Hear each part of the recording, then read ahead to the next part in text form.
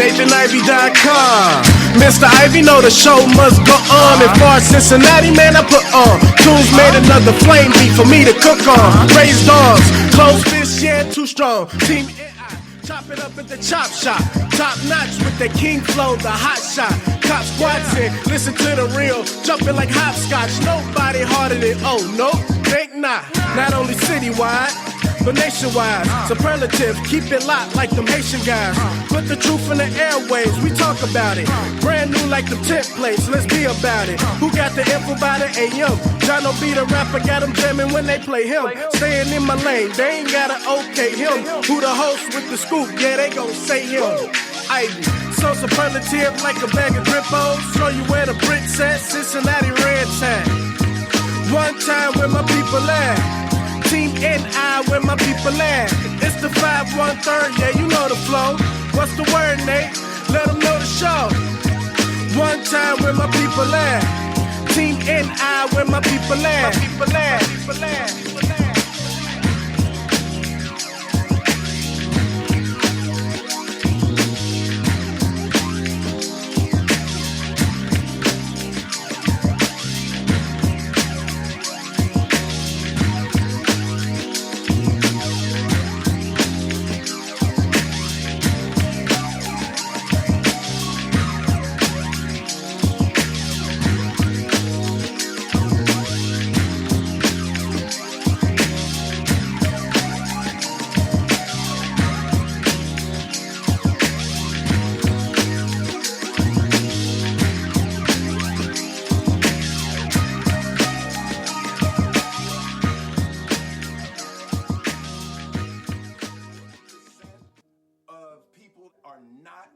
To do what it takes to make their dreams come true. The Marines have a saying, everybody wants to go to heaven, but nobody wants to die. The center of bringing any dream into fruition is self-discipline. You know, something as simple as food and eating. It's not about your body as much as it is about your mind. It's getting command of your mind to be able to choose actions that are in your own best interest. Every day we are choosing that's not in our own best interest. So if the world is attacking you and the world wants to fight you and the world's trying to hold you down, so you're gonna kick yourself in the balls? So you're gonna stop yourself from getting what you dream. And I think the word discipline has kind of gotten a bad name. We think about it in terms of punishment.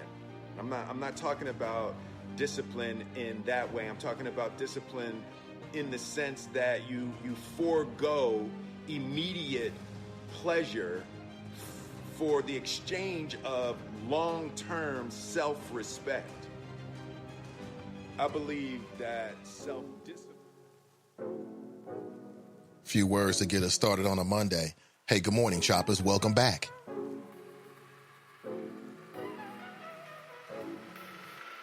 Now, on today's show, I'm scheduled to be joined by Arica Underwood. She's running for municipal court judge in District 2 here in the city of Cincinnati. Carolyn Jones is the current president of the school board.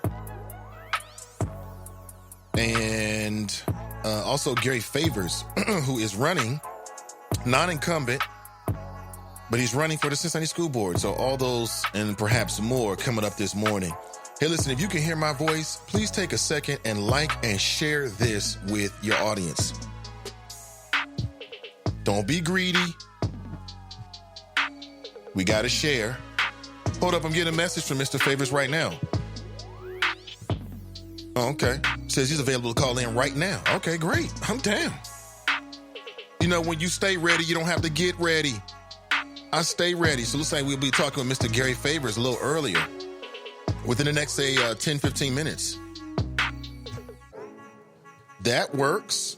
I just DM'd him that. That works. He's already got the number. Sorry, I know I sound a little bit different this morning. Maybe a little bit of the weather change. How was your weekend, choppers? How was your weekend? How was your weekend? I hope it was great. Hopefully it was spectacular. Hopefully you took my advice on Monday, I'm saying on Friday, and you were a little bit selfish this weekend.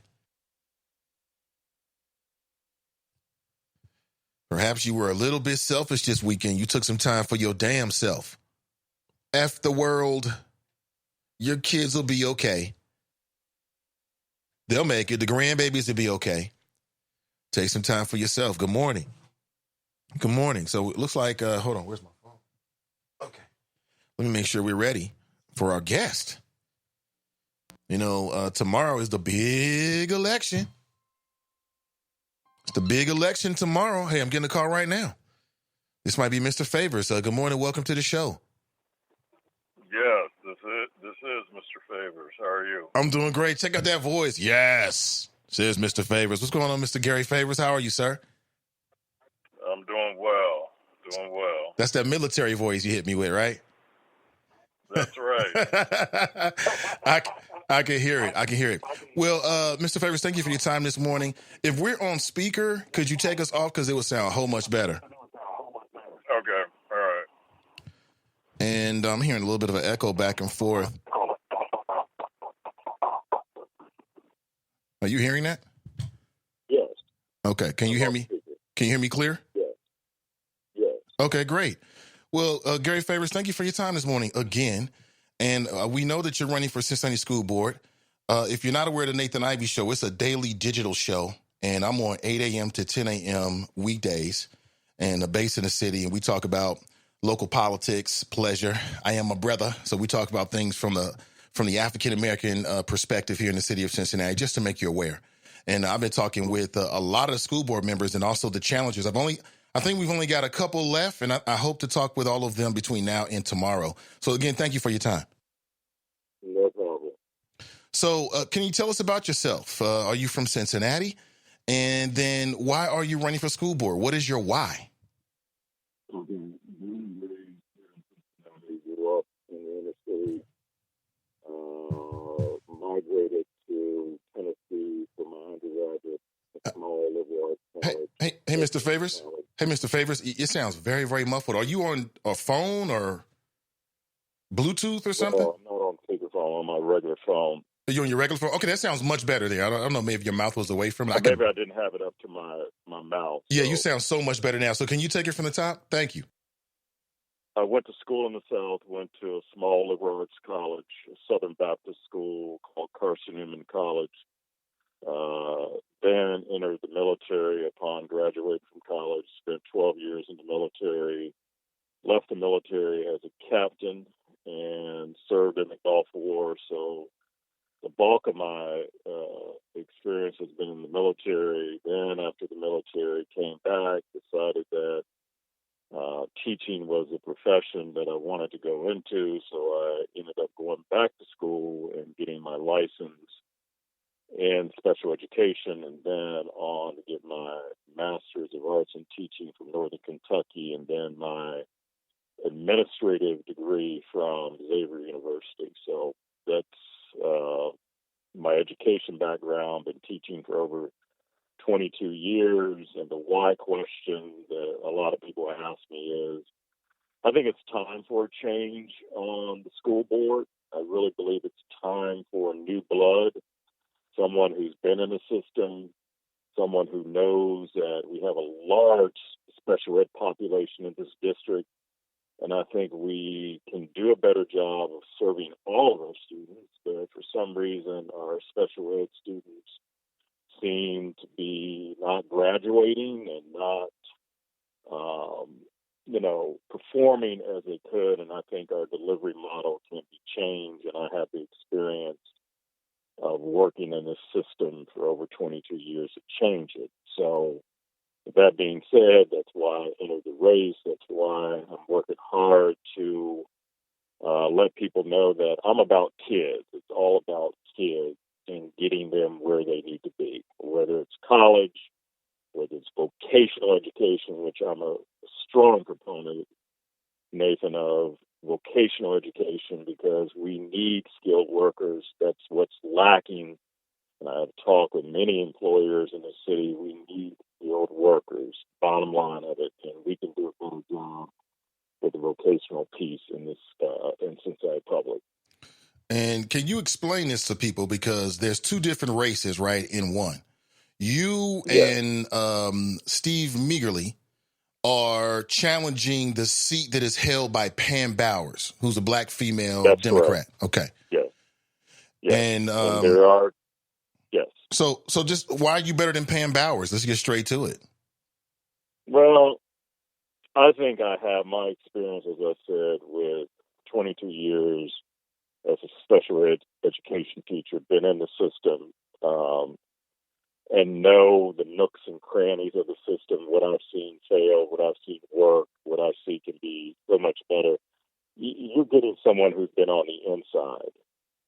Someone has seen the atrocities and the atrocities of kids not graduating. One young man that was featured on WCPO Channel 9, Lucy May, did a story on Malcolm Getter. Malcolm was a student that did not graduate from Woodward. He missed the OGT. Back then it was called the OGT, Ohio Graduation Test. It's since changed it to air testing. Malcolm missed the OGT science portion by 2 points. Malcolm got frustrated, like a lot of our young men do. He got frustrated. He decided that school wasn't what he wanted to do. He immediately dropped out because he was 18 at that point in time. And he decided to go work at McDonald's. He's been at McDonald's for at least 7, 8 years. I asked Malcolm to come back to speak to my students when I taught at Woodward High School. And Malcolm told me, standing there at the counter at McDonald's, he said, "Mr. Favors, I never graduated from high school." And I took a double take, and I said, "What do you mean you didn't graduate?" He said, "I didn't graduate." But he stuck with a company for 7 years upon leaving high school. So that told me that right there, he was living proof of a young man that has a work ethic. And to work at McDonald's for 7 years, that's unheard of. I've never heard someone staying that long in regards to a young man who dropped out of high school and decided to go to work, working at a place for 7 years, and he's a good worker. I'm not sure how remarkable that is, honestly, Gary. I'm not really sure. But let me ask you this. So you're running against Pam Bowers. Why not run in the other race for the other seat? I mean, why? Well, what was your thought process in that? The other 4-year seat was too crowded. You had a lot of people. You got Ben Lindy. You got a lot of E. Bolton, Carolyn Jones, Ozzie Davis. At one point, Pam was. There was no one in the race. There was no one in the race back in July. Pam was unopposed. So if no one would have jumped in that race, Pam would have automatically got back in that seat. And so I made the conscientious decision, decided to jump in the 2-year race. I had to get all new signatures.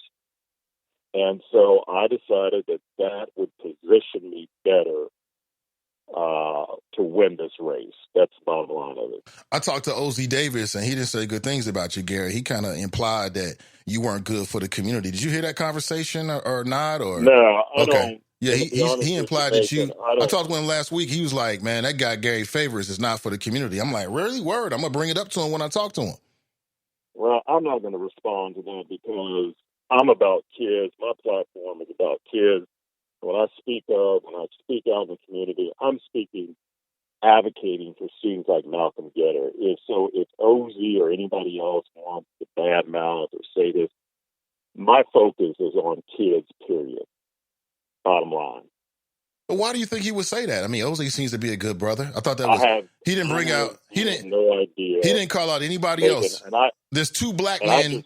There's two black men running right now, him and you. And I'm like, why would this brother call you out? Have you had any conversations with him? Well, here's what I'll say. And I think, again, I want to focus on kids. And my platform is about finding the best, brightest teachers, not jumping into what people are saying.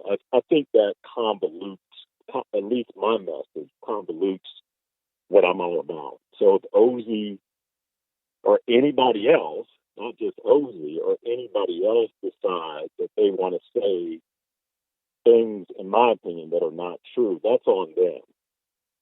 That's not what I'm all about. Bottom line, I'm about kids. I get So you. to I got ask it. me why he said it, I have no idea. I don't care, to be quite frank and honest with you. I care about kids. I care about kids and parents who have not gotten a fair shake in this district. I care about parents and single mothers who are raising black boys who are frustrated. I care about those people. And that's who I'm fighting for, bottom line. Speaking with Gary Favors, he is currently running for Cincinnati School Board, and he's running for the seat that is currently held by Pam Bowers. Yeah, so there was more strategy. So you're like, man, that's a crowded race over there. You got Ben Lindy and all these other folks. I'm gonna go ahead and focus over here with Pam. So it wasn't necessarily you believe that Pam Bowers is doing a bad job, or is that what you're saying? No, I would never say. I have a respect for Pam, and I think she's a good person. And so, Do you think she's an effective school board member? I'm not going to comment on that because Pam is new into the position. I don't think that I can say that, nor do I want to say that. But what I'm saying in regards to why I jumped into the 2-year race was I felt like that strategically was a better move for me in regards to winning tomorrow. So it was. So that was about strategy, Gary, and not about the kids. Absolutely. Okay, absolutely. so because you've been saying you all about the kids, but your move to run for school board in this particular race was about strategy and not the kids. Want to make sure we're clear on that. No. That was, you asked me about why I moved from the 4-year to the 2-year. That was strategy. That was the strategy move that I made in regards to moving from 4-year to the 2-year. Right. Not about the kids. That was about strategy. That was about a strategy to win and not about kids. I want to make sure we're clear. And it sounds like we are. No, it's about a strategy to win for kids, period. That's what it's about. It's a strategy to win for kids. It's not a strategy to leave kids out. I would be running if it wasn't for the kids. Right. And again, Gary, I'm not trying to pick on you, man, but as I've had these conversations, and I said this to my audience on Friday after our last round of conversations, it's just remarkable with you school board candidates. Everybody thinks that the school board candidates up there already are already doing a great job. Well, then why should I vote for you then? If you're telling me that Pam's doing a great job and she just got there, I don't understand. No, I never said that. I didn't say I that asked she's you. doing a great job. I said I have a lot of respect for Pam. And I said just a few minutes ago that in regards to why I jumped over was purely because of the fact that she was running unopposed, period. There is nothing to be insinuated into that, add to it, can't subtract. It's what it is. I just don't understand why we don't. I just don't understand from the black perspective why we don't spread out our resources. Like, if you feel from the outside looking in that Pam Bowers, and again, I'm not saying any way or taking a side. I'm just telling you where I am with it today and how I feel about it, what my thoughts are. If you're on the outside looking in, I'm Gary Favors. Like, I'm gonna run for school board. I don't understand why you choose. To me, it's like if you're choosing Pam Bowers' seat, then Pam must be defective or not efficient or not doing what you think should be done. I don't think you can say that, Nathan. I don't even want to go there down that road, but I will say that she's a worthy opponent. Okay. She's a worthy opponent. All right. Bottom line of it, she's a worthy opponent. So I'm not into bad mouthing people. I don't. Well, it's not about bad mouthing, Gary. I'm just, as a voter, I'm trying to draw distinctions here. I want to know. So what do I get? What's different from a Pam Bowers and a Gary Favors? With my record, I think you can draw distinctions. I think when you look at, if you focus on someone's record, 22 years in the classroom, right, which I respect. Worked at the Justice Center, worked with juveniles that have been locked up. Right. Have a track record in military experience. Okay. Have 3 degrees in education. Believe that every child deserves the best education, period. My track record speaks for itself, period. Okay. And it kind of does. I hear what you're saying. Speaking with Gary Favors. So let's talk about your history, man. So you do special ed, right? Is that your focus? That's what my area, my education background is, special ed. So from your perspective, tell me where you think CPS can be better in terms of dealing with its special ed students. If you look at the state report card, Nathan, have you looked at the state report card? I've seen many of those state report cards, and I'm sure you've Have heard you this at looked the at the different recent? forums. I'm sure when you go to the Have you different looked at the forums. recent one? Yeah, I looked at the recent ones, and when you go to the forums, I hear you. So the I'm recent sure you hear one, from the and school it board has members. been I'm sorry, the Gary, go last ahead. 3 years, the last 3 years, the last 3 or 4 years, we haven't done well in special ed. We haven't done well, and as a state, we haven't done well graduating our special ed students. And part of that is we cannot funnel every child to college. A lot of our kids are very hands-on. When we look at systems like Butler Tech, when we look at the Oaks, when you look at districts like Lakota, Finneytown, Wynwood, they all feed into those vocational programs. My platform has been, let's strengthen our vocational programs in Cincinnati Public. We have them spread out. Let's set up a model similar to Butler Tech and really give our kids those opportunities to get out there and make money like they want to, find jobs upon graduating and get them the skills so they can have a quality of life that they so deserve. Okay, I got that. I might have missed it. Did you talk about you talked about the state report card and how we need to do better with special ed? But I'm asking, what's your plan for special ed students in CPS? You know, because you're there, you're doing it.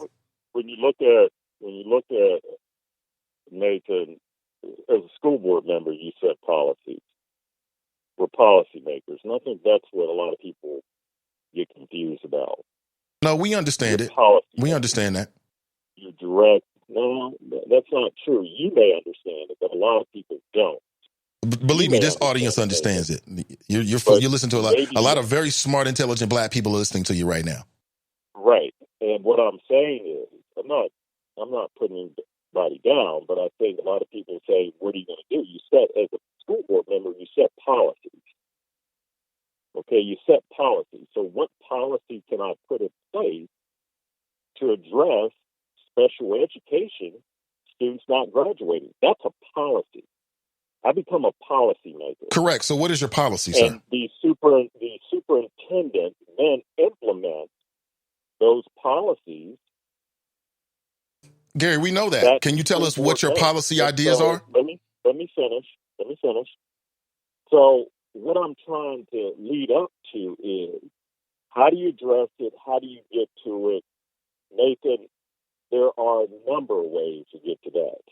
We have a large number of students who are misdiagnosed in our special education system. So, especially Black boys. So how do we get to getting those students to graduate?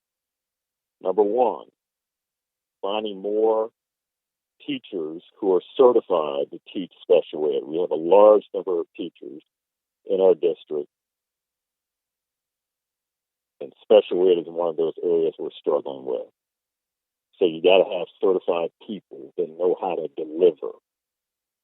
So recruiting the best and brightest teachers, especially African Americans, Black males, getting those folks who are certified, who know how to deliver, and getting them into the classroom. That's one way you improve it. Number two, vocational education, giving these kids beyond college, giving them specific skills that upon graduating, they can land a job, period. Now, these are ideas, but it doesn't sound like there's any specific policy. Those would be policies that I would put in place in regards to how do we increase the graduation rate of our special ed population. I didn't hear the policy, Gary. I heard two ideas and concepts that I think everybody agrees with. Having qualified, adults, professionals, teachers. That's not really a policy. A policy is a specific set of ideas. Look at it, Hold on, Gary. A policy is a specific set of ideas that's designed to get a specific result, right? That's when I thought maybe you had that because you worked in a special ed situation. I figured you had some specific policies to address that because some of my folks have brought that up. Like, they're concerned about how special ed students are being treated by the district. Well, they're not, but you got to hold back how they're being treated by the district. Wait a minute, Nathan. That's a school issue. It's not a district issue. That's a school issue. Well, doesn't the district set the policy for the schools? No, those are state laws. You got to realize the IEP is a legal document.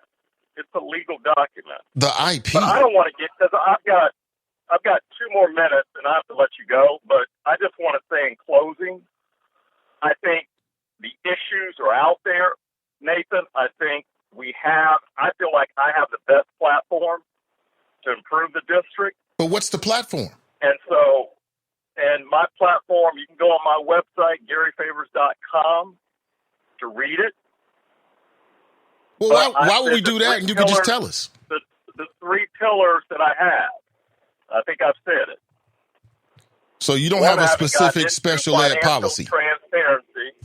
Financial transparency. Right. Finding the I'm for best that. and brightest teachers and administrators. Everybody's for that. You don't have to have military experience to come up with that, Gary, and you don't have to work for 22 years at CPS to come up with that. That's a truism. And that's what I'm all about. So with that being said, people will make their choice tomorrow at the polls, or they've already made their choice. That's what I stand for. And I'm sticking to that story.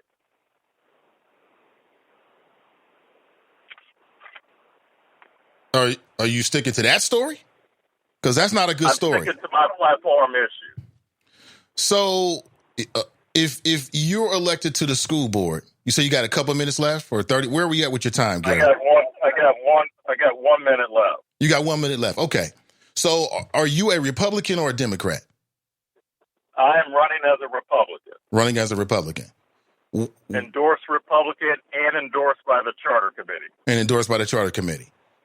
So are you a Trump supporter? I don't agree with all of his things that he does. No, I don't agree with all the things that he says or does. But you are a Trump supporter.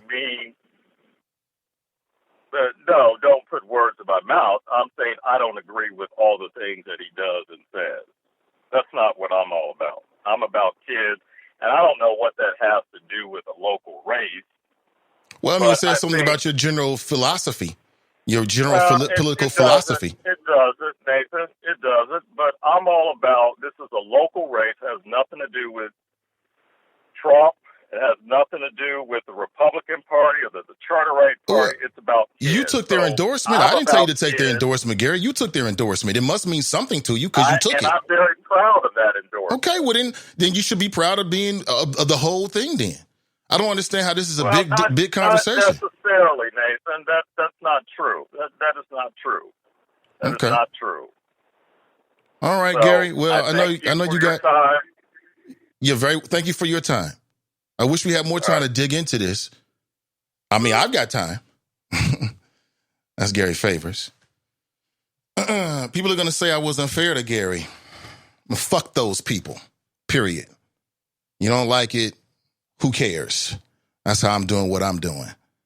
And I thought that was quite interesting.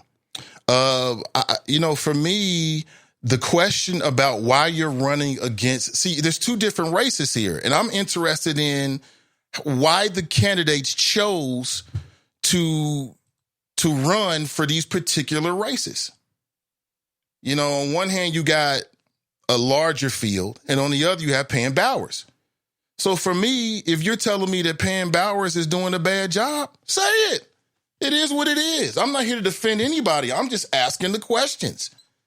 If I was running against somebody like that, then I'm going to have my reasons as to why I think I'm better than them. Period. Flat out. Stop the Cincinnati politeness. Keep it real. Why should I vote for you then if you're just going to be just as good as the woman who's already there and she's got 14 months experience on you? I don't get it. I don't get it. I don't get it. I don't understand it. I don't understand that. So this Cincinnati politeness, I mean, as a voter, and I'm trying to discern who's better, you need to tell me why you're better than the incumbent. Why are you better than her? Just because the school district got a D? Yeah, I blame them. And at the same time, I understand that it's not really necessarily their direct, responsibility at the same time. And if you're a special ed person, I'm thinking, okay, great. He must have some special ed ideas. You don't got no specific policy ideas? Well, then what's the use of you telling me about your special ed education and your experience? If you're not going to tell me, you should have something like, oh, okay, I'm here. I'm on the ground level. I'm looking around. Boom, we need to do this for special ed. I'm just asking the questions. I mean, it is what it is. Let me go to the phones here. Good morning. Welcome to the show. Morning, Nathan. It's Kevin on the cell. Hey, what's going on, Kev on the cell? Good morning. Trying to make it. Now, you broke your rule, man. You only Yeah, I know. apology. I know. I apologize to all the kids. Sorry.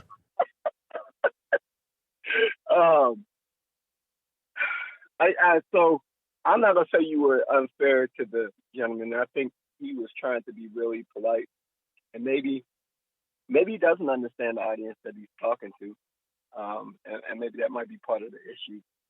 You're going over things that are kind of rudimentary for us because we go over this kind of stuff all the time, and maybe he doesn't know that. But the thing that was missing is substance, right? And so I agree with you there. A policy is not saying that we need more black teachers.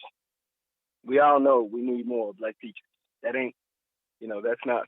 Now, the policy might have been, my policy will be to institute programming to make sure that we have black teachers at a rate of XYZ by XYZ date.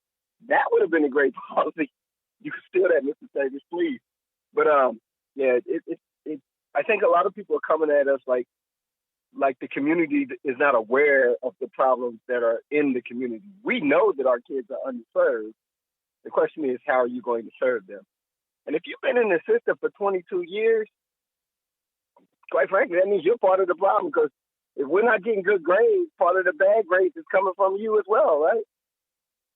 I mean, that's the way I see it. If you're the teacher in the classroom and you tell me kids ain't graduating, a kid that was in school with you didn't graduate, I never heard the end part of that story where you said, young man, go back to school. I'm going to help you and mentor you to make sure that you do get that piece of paper or that degree or whatever it is, so that we can take you out of that check mark that says did not graduate and move you to the space that says I did graduate. Now, he could be dealing with his own life, and that might not be possible as well. But still, same old ain't working no more, man. We kind of tired of same old. But I was looking for, what I was looking for was, okay, you're running against Pam Bowers. Why? He said it was strategic. He didn't say it had nothing to do with kids. That's what he said. I'm like, okay, this is just strategy. I'm thinking that you're looking at Pam Bowers like, oh, I've been scoping her at the school board meetings. She ain't on top of her job. That's what I'm thinking he was going to say. But if she's just as good as he is, then what's the difference? I might as well stick with the person that's been down there then. Well, he's saying that he's better than she is because he is him, and I get that. Being strategic or not, if there's a crowded field, it's like right now, right? So if you had the choice to run in a field for the Democratic presidential nomination amongst 20 people, many of whom are now dropping off, right? Or you get to run against Donald Trump. Well, strategically, you might be like, there's only 2 people taking on Donald Trump right now. I'm going to join that. I'm going to join that line, because that does make sense. But let me add another example, though. I think it's closer. If I was running for school board, I'd be running in the more crowded field, because that's where the people who've been there the longest are. That's what I would be doing. That's my mentality. If I'm trying to get on school board, if I really feel that way, I think we got some people that's long in the tooth that have been down there for decades, a decade. That's how I would look at it. That's just me. That would be my answer. There's also some very strong, well-known names in that field. Now, I don't think that changes anything anyway, because I doubt very much that Mr. Favors became a Republican on today, or I don't think that. From what I understand, there are several other Republicans that are running in that race as well. So but I mean, I'm not gonna take away from his strategy. I understand why he's doing what he's doing from that standpoint. I don't understand a reason. I didn't hear a reason that says, "Hey, I am better than the incumbent." So I agree with you there. I didn't hear that. I didn't hear anything that says, "Nah, you don't want her, you want me," because I didn't hear that. Right, and that's what I was trying to lead them to, because I think these folks come on, they're trying to play Cincinnati polite, and I wanted to let them know, like, from a voter perspective, I'm trying to discern between the two. And if you're telling me she's just as good as you are, well, she's got 14 months on you. She just got down there. Like, he gave us every reason in that interview to stick with Penn Powers. And I'm trying to do him a favor, like, flesh this out, brother. Like, tell us why. You know what I'm saying? And then, it took the turn it took. I mean, you got some nuggets for it. Last thing I got to say, he still got clear at the very end there, though, boy. It wasn't very clear. It got real clear at the end. It got real clear at the end, boy. I could hear anything. The rest of the time, it was a little bit, But at the end, it got real clear. Hey, listen. Hey, Nathan. Most important thing is tomorrow's a big day. Make sure that you get out there and do your duty. I do have to say something in fairness, and it may color things, but I don't care. I was not born here, and I am waiting for my naturalization to finish so that I can vote. Part of the reason why I'm so passionate about this is because I don't have a right, and so people that are giving up the right to me are crazy. Mr. Trump's naturalization service is a little bit slow right now. They're about 24 months behind. And so I got to wait, but don't wait. Oh, and the reason why I haven't done it until now is because of some bad information that I got out in the public square. But I always shoot straight and fair. This is still the most important thing. Trust me. I don't care 24 months or not. Next year, by the time it's time to vote, I'm going to be able to do it. And I'll be in the box with you.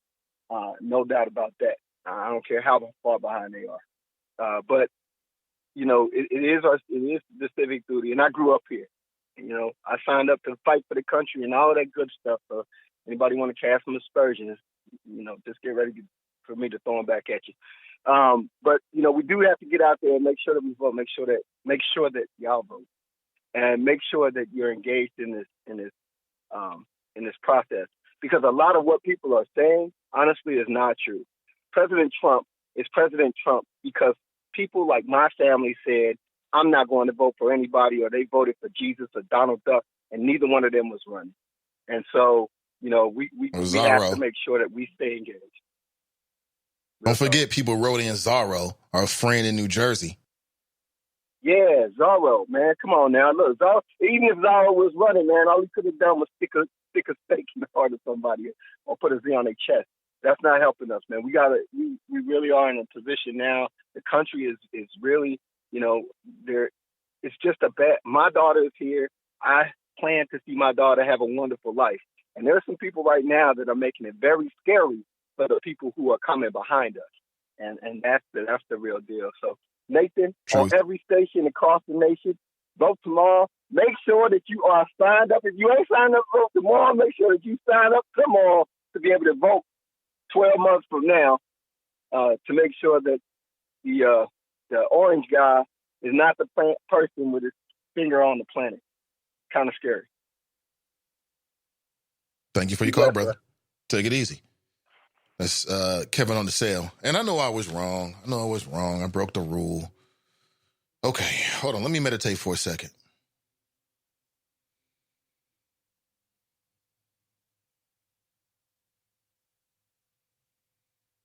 All right, I'm better now. I'll be better for the rest of the show. I promise. There it is. A little meditation goes a long way. I'm still trying to get my levels together here. How we sounding. Could you hear Gary? It's a little muffled there.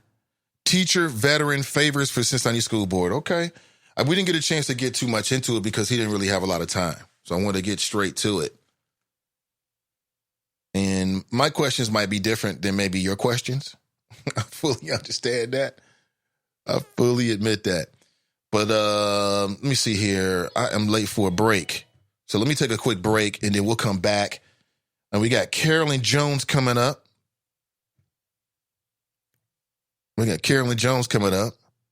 Iris writes, you all right this morning?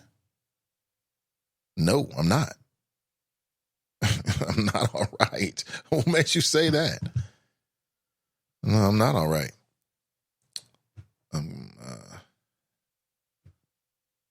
It's Monday.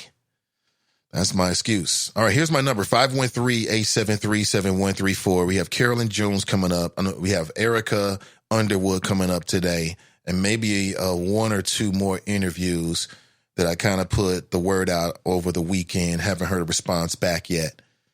And tell me what you think about Mr. Favors. And what I will say is this is, you know, we need to have some black male representation on the board. I believe in that. That's very, very important. And with the situation with OZ Davis, that's in jeopardy. That's in jeopardy. It is what it is. And if OZ Davis is not reelected, if you're looking at things from this perspective, this just means anything to you because it's not directly related to policy and all the other kind of stuff. It's just about the racial makeup of it. If the racial makeup of the school board matters to you, well, then think about that. So OZ Davis is doing the write-in thing. And then you've got Gary Favors. And that's it. He's going against Pam Bowers. I mean, that's why the racial makeup of this kind of thing, to me, is fair. And when I talked to OZ Davis and he said that about the brother, I had to shoot that out to him. Like, did y'all have a little back and forth at a forum, in the parking lot at a forum? You both leaving? Y'all get into it about the kids? Y'all riffing back and forth about policy or something? What would make him say that? He didn't say it about anybody else. There's only two black men running. One black man who is well known in the Avondale community says something about this brother. And I thought it was worthy enough for me to bring it up to him to see what his response is. And he chose, you know, his response was, I'm going to focus on the kids. Okay, we're going to focus on the kids. And then when I asked him why he was running against the seat against Pam Bowers, he said it was just about strategy. I'm like, strategy? I'm thinking you looking at her. I mean, to me, that's how I would look at it. Now, maybe I'm looking at it wrong. I'm looking at the wrong lens. But that's the way I would look at it is, okay, you know, she must not be right for the community then. She must not be representing. He says she's doing a great job. Okay. That's puzzling to me. It may not be puzzling to you. I'm reading that TV One has canceled the D.L. Hughley show. And, you know, that's Radio One and TV One for you. That's just what they do. That Urban One now is what they are. And, you know, I think that they do and have produced a lot of really cool shows, but they always seem to abandon them. Like the fact that Roland Martin is online right now and doing his thing and has created an audience of tens of thousands, if not hundreds of thousands of people, is still breaking news, still getting good interviews. Doesn't that kind of prove to you that TV One abandoned that show too early? I mean, if this brother's doing this by himself and he's still maintaining his relevancy inside the culture, he's still talking about issues, he's still connecting with people, but they pulled out of the business because of why? Because they want to get into the rerun business. That's what they want to do. They want to be the new BET, the new old BET where it's reruns every day. I mean, that's why would I pay for cable for some reruns? I don't want to see that shit on, man. Y'all should be innovating on cable like some of these other channels are, but it is what it is. I thought that the show was kind of like Howard Stern-esque. I'm talking about the TV show of D.L. Hughley. I thought it had that Howard Stern vibe, and it just needed to grow. You know what I'm saying? You know, you plant the seeds, but you just let it grow. But that doesn't mean he's still going to be doing his radio show. And then somebody posted this. I think this is fake news. I can't confirm it, But somebody posted, maybe inside the Friends page, that D.L. Hughley responded like, yo, I need to go somewhere where they're not going to muzzle me and I have my own voice and things like that. Oh, I love it. Love it, love it, love it. Dope Chicks Collective, love it. Oh, that's beautiful. Oh, I love it. Yeah, Dope Chicks Collective. Brand new podcast on Sand Digital Media. So, who is this? Oh, okay. Shout out to Ashley. Yeah, so I don't think it's true. I can't corroborate that D.L. Hughley actually responded in that way, because that would cause a rift that would ultimately lead to him ending his radio show. And if D.L. Hughley does that, guess what he's going to do? He's going to go independent. That's what's going to happen. He's going to go independent. No doubt about it. 100%. Hold on, I got a guest on. I'm looking for a guest right now, but I've also got to take a break. So let me take the phone call. Good morning. I think we lost him. Who was that? But back to what I was saying. So they've canceled that TV show just in time for the election. Just in time for the election. Urban One has a history of that. I was just telling somebody about it over the weekend. There's a history of that. Thank you for the share, Pat. Thank you for the share, Iris. Appreciate it. Appreciate all your shares. Oh, boy. Okay, most deaf. Bernadette just sent me a message. If you're not taking my comments and going to have to stop talking yours. What? What?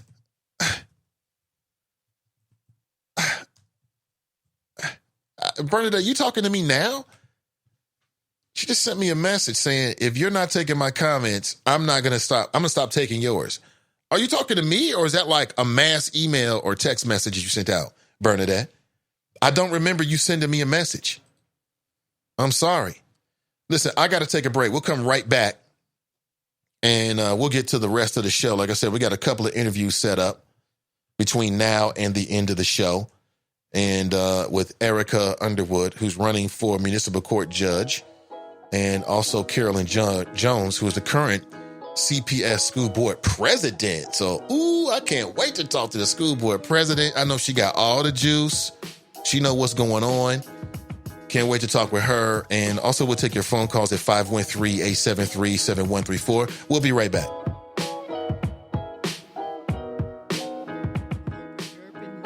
I'm Donna Wilson. Arica is a global networking company based in Silicon Valley. CEO Matt Carter. We really provide cloud-based networking services for businesses around the globe. As an African-American CEO, Carter is a strong believer of diversity in the workplace. A diverse group of people whom we can bring to a problem or to an opportunity allow us to bring the most creative solutions to that problem or opportunity. So that's why diversity is important. But like most Silicon Valley firms, Arica has less than 2% of Black employees. But Carter is trying to change that. So we have relationships with historically Black colleges. We are connected to the Executive Leadership Council. So we're looking at all of these areas to help us to identify and recruit talented people. That's your Bloomberg Urban Report. I'm Donna Wilson.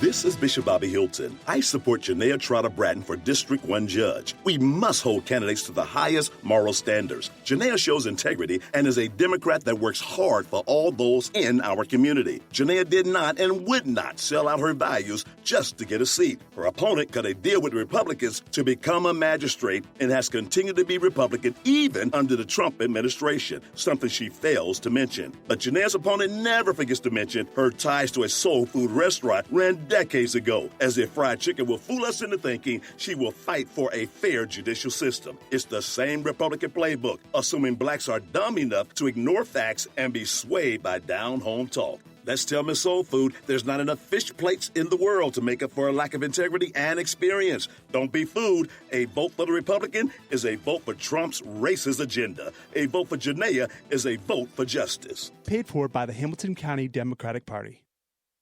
This is State Senator Cecil Thomas here, urging you to write in Ozzie Davis when you vote November 5th, and vote for Eve Bolton and Carolyn Jones. And also on your ballot, vote Pam Bowers for Cincinnati School Board. They've been working hard together on our school board to improve our schools. Our kids deserve their consistent, strong leadership. Remember to vote November 5th. Write in Ozzie Davis and vote for Eve Bolton, Carolyn Jones, and vote for Pam Bowers for Cincinnati School Board. This is Pamela Bowers, and I approve this message. Paid for by Bowers for the Board. Hello, this is Ron Dumas. Now is the time to vote for the only candidate that's never prosecuted hundreds of our people, who has never testified in a judge's trial, and sadly, that judge was found guilty of that very offense. Our people died for your right to vote. Please do not let anyone or anything take away your freedom of choice. There is freedom and power in your vote. I still remember the image of Miss Jane Pittman. Please don't let anyone assume that they have your vote just because they hand you a paper or a ticket. We are smart people. Now is the time to vote for Judge Elisa Murphy, who is fair, just, and the most experienced, who has been on the bench a total of 16 and a half years, who has fought on the front lines with Judge Leslie Isaiah Gaines, who has over 25 years of experience as a defense attorney, who is from Evanston, and her family owned the Old Southern Restaurant in the West End. I am honored to follow Judge Leslie Isaiah Gaines, Judge John Burlew, and Judge John Skip West, who all came from this balanced, nonpartisan district. Please vote for your homegrown judge, Judge Elisa Murphy. Paid for by Murphy for Judge. This is retired Judge Fanon Rucker. I served District 1 for 12 years, retiring from the bench this September. And when it comes to replacing me on the court, to me, there's one clear choice: Janaea Trotter Bratton. Janaea was born and raised in Cincinnati, started her legal career in the municipal court, and has worked for years as a civil rights lawyer. She's a leader in our community, recognized by the NAACP and by the YWCA as a rising star. As a judge, I know Janaea will make our justice system work for everyone, and she will do it with compassion and fairness. So whether you live in Avondale or Evanston, Walnut Hills, the West End, or Mount Auburn, the people of District 1 need Janaea Trotter Bratton on the bench. She is the only Democrat in this race, and she has my full support. So on November 5th, vote Janaea Trotter Bratton for judge. Thank you, Judge Rucker. It is an honor to have your endorsement. I ask you to elect me, Janaea Trotter Bratton, as the first Black woman to be elected to this judicial seat. Paid for by the committee to elect Janaea Trotter Bratton judge. This is State Senator Cecil Thomas here, urging you to write in Ozzie Davis when you vote November 5th, and vote for Eve Bolton and Carolyn Jones. And also on your ballot, vote Pam Bowers for Cincinnati School Board. They've been working hard together on our school board to improve our schools. Our kids deserve their consistent, strong leadership. Remember to vote November 5th. Write in Ozzie Davis and vote for Eve Bolton, Carolyn Jones, and vote for Pam Bowers for Cincinnati School Board. This is Pamela Bowers, and I approve this message. Paid for by Bowers for the Board. All right, good morning, everybody. Welcome back. The Nathan Ivey Show, live, local, and vocal. You know it is political season. I just caught something in one of those ads. Did he say Miss Soul Food? He is wild for that, man. It's wild out there. So listen, on the line, we have Miss Carolyn Jones. Hey, Carolyn, are you there? I am here. Hey, thank you so much for your time this morning. I really appreciate it. Oh, thank you for having me. So just to let you know, if you're not aware, I do a daily digital show. We go live from Cincinnati, 8 a.m. to 10 a.m. We talk local issues, regional issues, but a lot of local issues from the African-American perspective, just for future reference, just so you know. Yes. And we've been following every year, every election year. I try to catch up with as many of the candidates across the different, elected positions. And this year's school board, it seems. Right. Do you feel like there's a lot more attention this year, or is it the same amount of attention? I mean, kind of gauge it. What do you think the enthusiasm level is? Is it high? Well, I think that this is a big year for school board race. Anytime you have a situation where your incumbent seats are being challenged, I think that's a big year, because I think school board race is very important. So yes, it's a big year this year for us. And just so people understand, it's like one race, but it's almost like two different races, because Pam Bowers is the incumbent and she's got two challengers. That's kind of off to the side. And then you are on the other side with everybody else, basically. Yes, that's correct. There's two races. One is the regular field race, which is the one. It rolls around every 4 years, and there are 3 seats open and 6 people running for that for those 3 seats. And on the other side of the ballot, there's a special election, and the special election is 3 people running for 1 seat, and the 1 seat represents an unexpired term that was vacated when Arica Copeland Dansby resigned last year. And that seat is right now occupied by Pam Bowers. So she's being challenged by two other people. Yeah, shout out to Arica Copeland Dansby. She is a listener of the show. Shout out to her. Yeah, I really like her. Okay. So tell us about yourself. I mean, it's funny because we from the neighborhood or something, because I ran into you at the grocery store after seeing you at the forum and was able to catch up with you for this interview. So you must definitely be neighbors. So tell us about yourself. Yes. Did you grow up in Cincinnati? How long have you been on the school board, and why are you seeking re-election? Okay. Well, I was born and raised in Cincinnati. I grew up in the Avondale area. Avondale, Coreyville, I would say my early years were spent mostly in Avondale, and we moved to Coreyville when I was a teenager, probably about 14. I went to school. I graduated from Hughes High School via Rockdale. So, I always tell people that I was the first graduating class of Rockdale when it was built on that particular spot. And it sat next door to another school called Condon School. So that's just an important aspect of my life, because I feel like that, there's a legacy there with Rockdale. So very proud of that. I came to the school board actually after moving out of the district when my kids were young and still school age. I have 2 kids. My kids are 14 years apart, and my son was able to graduate from Walnut Hills. By the time my daughter became school age, I was enrolling her in school, but wasn't able to get my magnet choices. The magnet programs were very popular. They were still somewhat new at that time, but I wanted her to be a part of a magnet program, and I did not get my choices. So like many parents who were concerned about the education of their child, I made a decision to move out of the city.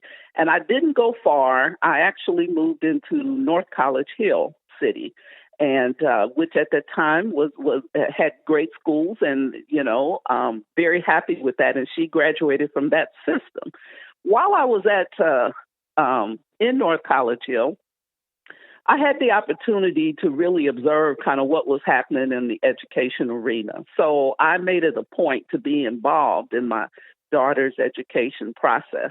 And I began to see things that I felt like needed to change and needed to improve. So I became involved in running for the board. So I was actually on that board of education for 8 years. It was almost 8 years, I would say.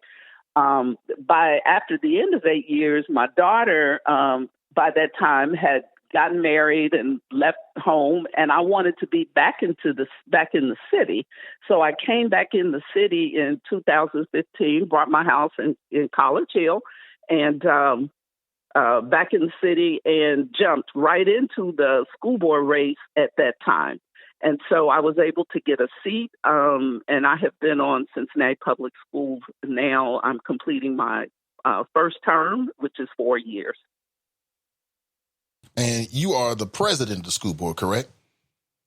I am currently the president of the school board. I've been president for 2 years. How do you become the president? Is it an election among the various school board members? Is it something that you run for? Yes, it is. Is it something that you lobby for? Or how's that work? Yes. Well, it is a seat that you have to be elected by the members of the school board.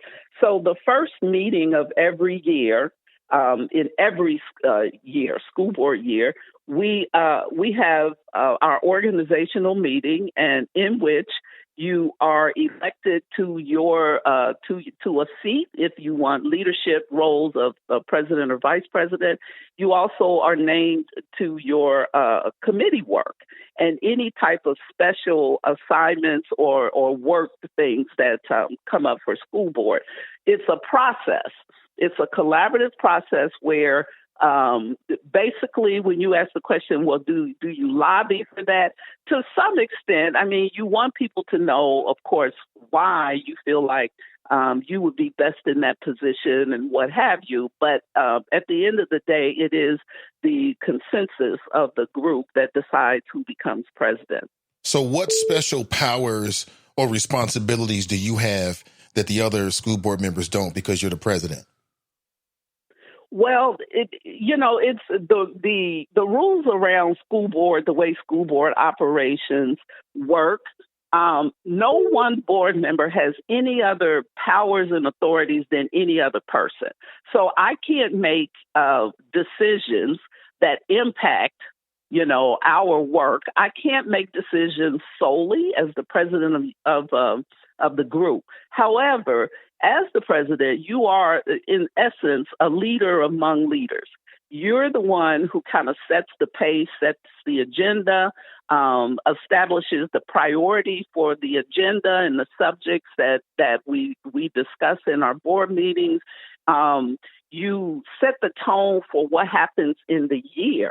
And my responsibility to the group is to make sure that the board runs efficiently and effectively in doing so. And I also work in the capacity as the face of the board. So a lot of times, a lot of our external meetings and interactions with the public are through the position of the president. Mm-hmm. So that's it. That kind of sums it up somewhat, very simply. But now, as the board, speaking with Carolyn Jones, she's the current school board president running for re-election. The election, of course, is tomorrow, if you haven't already early voted. But do you have a stronger connection with the superintendent because you're the school board president? A stronger connection. Well, each of us has a connection with her. She meets with each of us regularly. I would say that my connection with her is a little more structured and fine-tuned in the sense that she and I work together around agenda and how we move the district and how we move the needle. So in that sense, I would say yes, but I would say on a personal level, in terms of how we partner and collaborate, I would say each board member has a relationship with her in that sense. Again, speaking with Carolyn Jones, it's very interesting. So 4 years. Do you open the meetings or something like that? Does it work that way? Is there like some procedural difference for the school board president? Oh yeah. Well, it is a standard procedure. It's dictated by our bylaws and our protocols in terms of how the meetings run. So there's a standard agenda for every meeting. Our agenda is determined by and driven by the work that we do.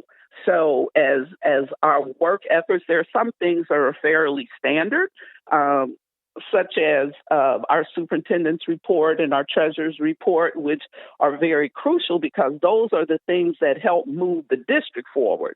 So they bring certain items to the agenda that have to be reviewed and approved so that they can take care of the business of the agenda of the district. Then you have agenda items that are exclusively board-related issues. So any matters, what we call board matters, any subject matters that board members want to place on an agenda, they can do so. We have a process by which we collect that information, and then we establish our priorities, which is my job, is to really kind of establish like what goes on the agenda for any given day, and how are we going to proceed with accomplishing our goals around that particular subject. So yes, I do run the formal meetings. Okay. All right. I know there has to be some difference there. So it just makes sense. Yes. So Carolyn, let's talk about some of the issues. So you're running for re-election. Why? What's the work that needs to be done? Well, I think we're amidst a major shift and a major change in our district, and I think that shift is good. I am running because I really feel very positive about where we are and the direction that we're going in. I'm a person who believes in operating from a base of strength, and our district over the past several years, at least since I've been on the district, has really made great strides in a lot of areas. And that's not to say that we don't have a lot more to do. We, of course, have a lot more to do. But I really believe that our children are, as our superintendent describes them, our next community influencers. That these kids that we are working with now in our district deserve the best opportunity to have the best and most equitable education possible to help prepare them. Now, I know that we have a number of challenges ahead of us, but my charge, as I see as a member of this board, is to really make sure that we are headed in the right direction for our kids. So that's why I'm running. These are the things that I see as important, and I believe in our kids. I believe in our kids' ability to achieve. I believe in our district's ability to get them there. So yeah, that's why I'm running. Well, you said, there's a lot of good things, but let me go here, the state report cards. So yes. I talked with I talked with another board member, an incumbent, and they challenged the validity of the state report cards. So do you think that's an accurate way to assess the academic proficiency of CPS students? Well, no, I don't. I also challenge the validity of the report card. Now, let me just say to that, and I'll use this example. I was out in the community at a community meeting, probably right when the report card came out. And there was a lady, we were probably the same age, but she approached me after realizing that I was the president of the board, and she approached me. And in a very respectful way, she chastised me. She didn't chastise me personally, but she chastised the fact that the district had received this D on the report card. The only thing that I could do, because the last thing that I would want to do is become defensive about it. It's a sensitive issue in that we don't want to be. No, that's not satisfactory. But that's a reality that she saw. So as a school board member, I see it too. the public perspective is our reality. And so challenging that just doesn't make sense. We have to accept that that's what it is, but we have to make it our business to do better. So yes, I do challenge how we get the grade. And that challenge is a challenge that is shared across the state of Ohio. There are a number of school districts, probably most of the school districts, that are working to advocate for changing how that measure is determined. There's again lots of work to do with that, and it's not that we don't feel that it's important for us to be assessed and evaluated with these scores. But I think that given what it currently measures to what we're really doing in the schools is really not an accurate assessment of where the schools are. Yeah, I mean, for me as a parent, because I'm a CPS parent, my daughter attends Walnut Hills. And so that's a very interesting perspective to view CPS.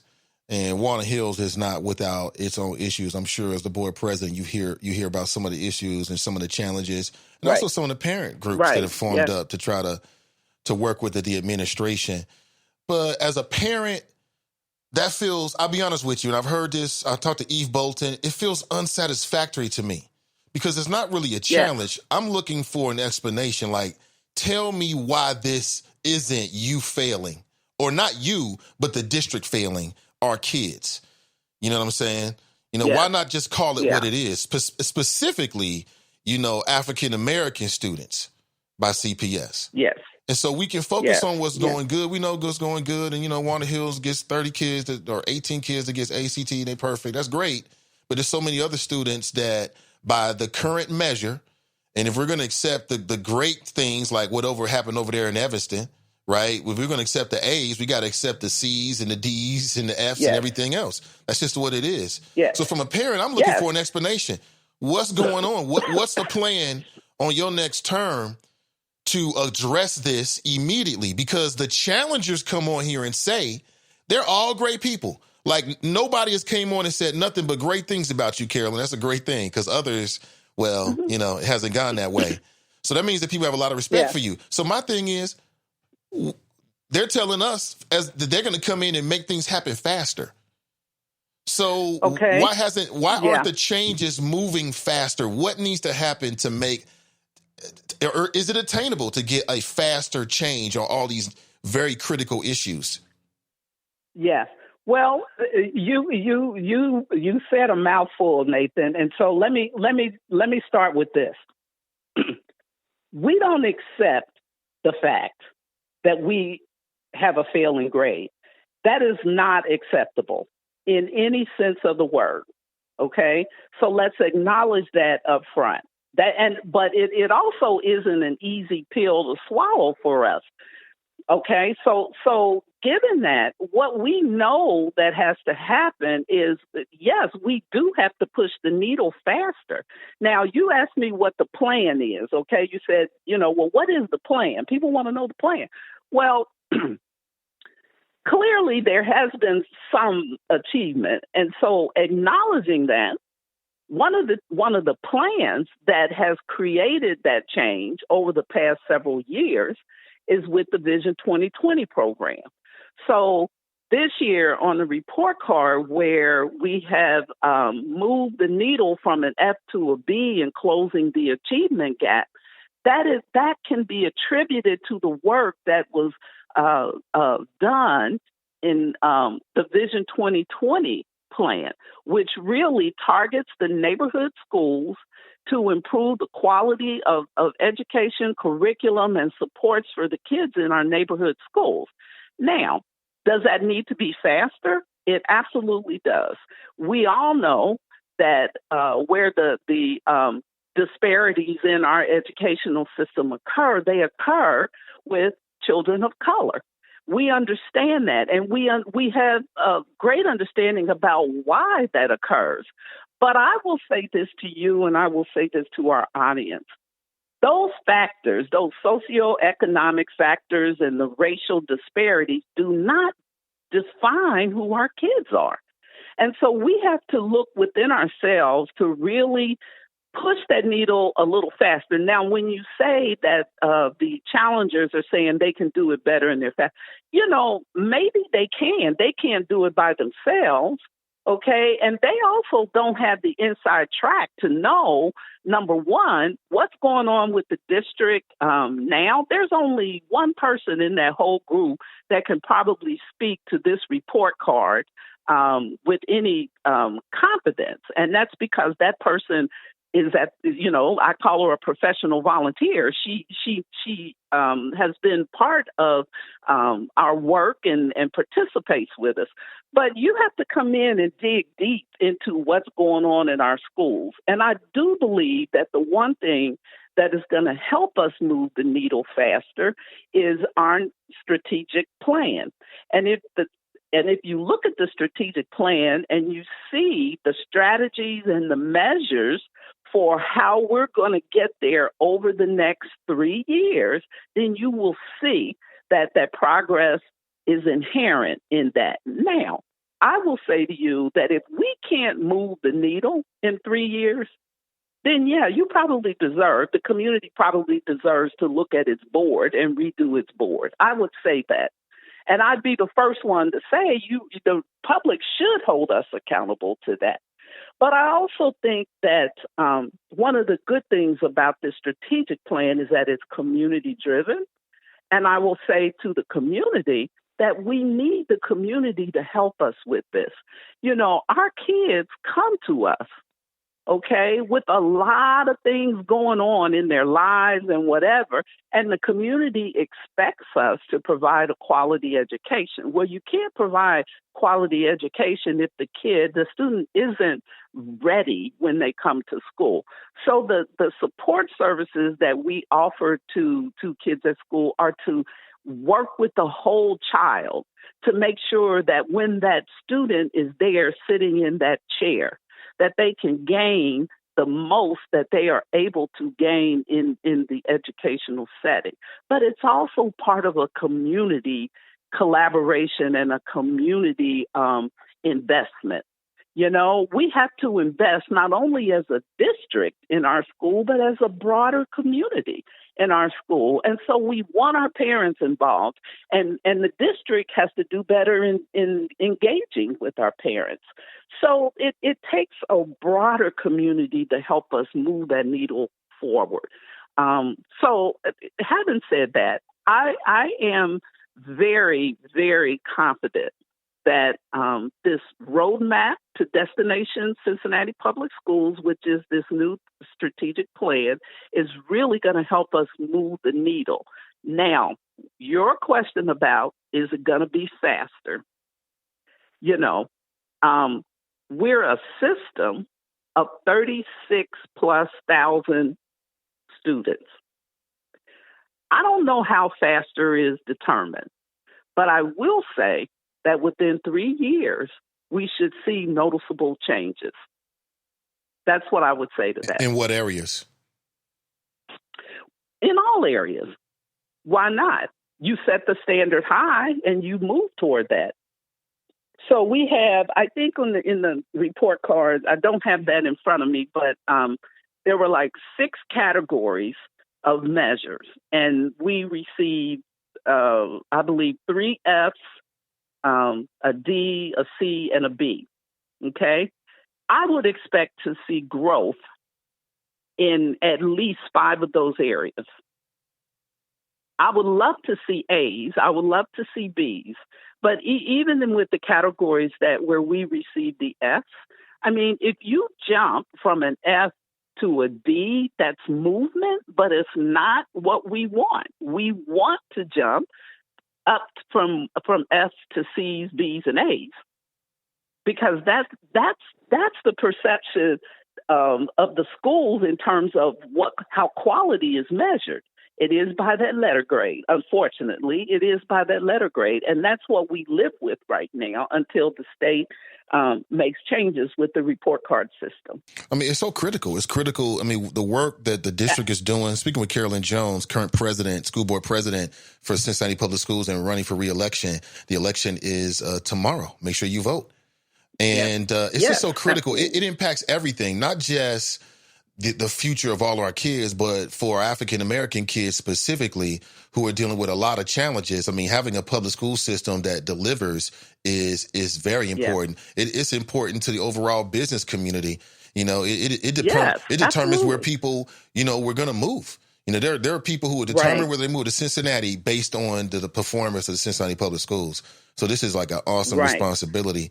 So let me ask you this. This came up early in the week with another school board candidate, but someone brought up the point that the Evanston school received an A. Is that correct? That's correct. But they felt as Second year in a row. Yeah, they felt as if Second year in a row. Yeah, but they felt as if there wasn't enough recognition from CPS, you know, on the website, throughout the community. And then I thought, wow, at the same time, here you are with the levy. Why not tie the successes, real-time successes, to the levy so people can say, oh, right, here's what our money is for. Here's what why we want to support it. Why is that not happening? Why do you think there's been enough recognition of Evanston School, or why hasn't there been enough? Well, if you're speaking to public recognition, I do believe that we acknowledged quite a few schools that had made those achievements. We acknowledged them publicly, like in our public board meetings. But also, I can tell you that I, in particular, and some of the other board members, this is part of our conversation when we're talking with people. When we're in the community, we talk to people about the great things that are happening in Evanston and the A's. We talk to people about Aiken and how they were able to progress on the report card. And we talk to people about William Taft Elementary School that, that people don't even hardly know where it is, but we talk to them about the progress that people make because it's important. Now, can we do that better? Yes. And I appreciate that folks are saying that. Because one of the things that we've done as candidates while we're out here on this campaign trail is really listen to what people say. And if we can't take what people say and bring it back to make it happen and begin to deliver on some of these things, then we don't deserve to be there. That's the truth of the matter. So I hear you very clearly. The recognition, though, I do think we did acknowledge. Could we do more? Yes, we could do more. But I do know for a fact that they were recognized for the achievements in their areas. Speaking with Carolyn Jones. Carolyn, let me go to the audience here and see if there's any direct questions for you. Let me see here. There's a lot of comments, but I'm trying to get to any questions. If anyone has questions directly, someone writes, I see money invested in this school year's races. Who is that? Okay, that's something else. I'm not really sure. I see somebody asking about FC Cincinnati. So were you on the board? Did you vote for in the FC Cincinnati deal? I was on the board, and I did vote yes. We were a unanimous vote. Right. So everybody who was on the board voted yes. Voted for it, right. So yes, I did. Right, right. And I saw you at the forum and you kind of explained it, but I was hoping to catch up with you so you could break it down for us even more and give us that insider track. And what you implied, that was right in public, is that there were, larger forces at work. And I don't want to mischaracterize your opinion, so just correct me if I'm wrong, Carolyn. But the strong implication I got, if you didn't just straight out say it, I just can't remember verbatim, is that there were larger forces at work and that the FC Cincinnati deal was going to go through no matter what. So y'all got the best deal y'all could. Is that an accurate way to assess your opinion on the deal? Yes, for the most part, that is accurate. Let me just say this. That was probably the most difficult decision that I've ever had to make on this board. What was difficult about it? Reasons. Well, it was difficult because we recognized early, just through our community engagement, that this was a highly sensitive and emotional issue. Based in facts, and I don't want to minimize that. I mean, there were, the community expressed to us their concerns about the possibility of displacement for people and people having to leave their community. And we didn't, we took that very seriously. And we had to add that to the landscape of every single thing that we had identified that could potentially impact the district. So the forces that were out there sort of ahead of the game on us was, in fact, that this was going to happen irregardless of whether or not we made that decision. It was going to happen. It had been in the plan, and the landscape for it had already been laid out. And I say that because we became aware that there was going to be development down in the West End, and that there were going to be, currently where the new stadium is, there were going to be, and I don't want to misquote the number, but what's in my head right now is like 56 homes that were going to be built on that area, pricing, market value $500,000 homes. And there was a deal that was arranged where that property was bought. Okay. So in essence, the plan had started to form even before FCC approached Cincinnati Public with a proposal about the land for the stadium. So we had to really, really collect information about all of this. What was going on? Where did we fit in? What were the repercussions and all of that? And then the bottom line was we had to make a tough decision. And for whatever reason, people on the board at that time may have had some individual things or rationale for why they voted yes. I can only speak to mine. And so what I was looking at was a number of things. One is the preservation of Taft High School. I wanted to make sure that Taft remained where it was. Number two, I wanted to continue the legacy of Willard Stargell. So to maintain the stadium was crucial to us. And number three, I wanted to get the best out of this situation that we could get.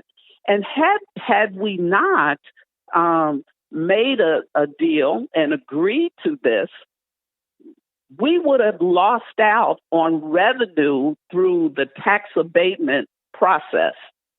And what we gained from this was an equitable amount of dollars that equaled what that tax abatement would have been over a period of years. So I think the downside. Hey, Carolyn, explain this to me. Can I get a question in or two, Carolyn, real quick? I think break this down for me. Again, I had another member of the school board that was on earlier in the week, and they brought up the same points. But explain that to me, because as I understand it, the CPS school board had to make a crucial deal, like a land exchange deal. And without that decision, it wasn't going to happen. So if you guys had decided in a majority not to move forward, what would have happened? Well, to put it bluntly, probably eminent domain. And whatever comes, I'm not an attorney, so I don't really sort of understand the legal aspects of it. But it was always that piece of land that they were looking at. Always. And we knew that and as I a don't community. care.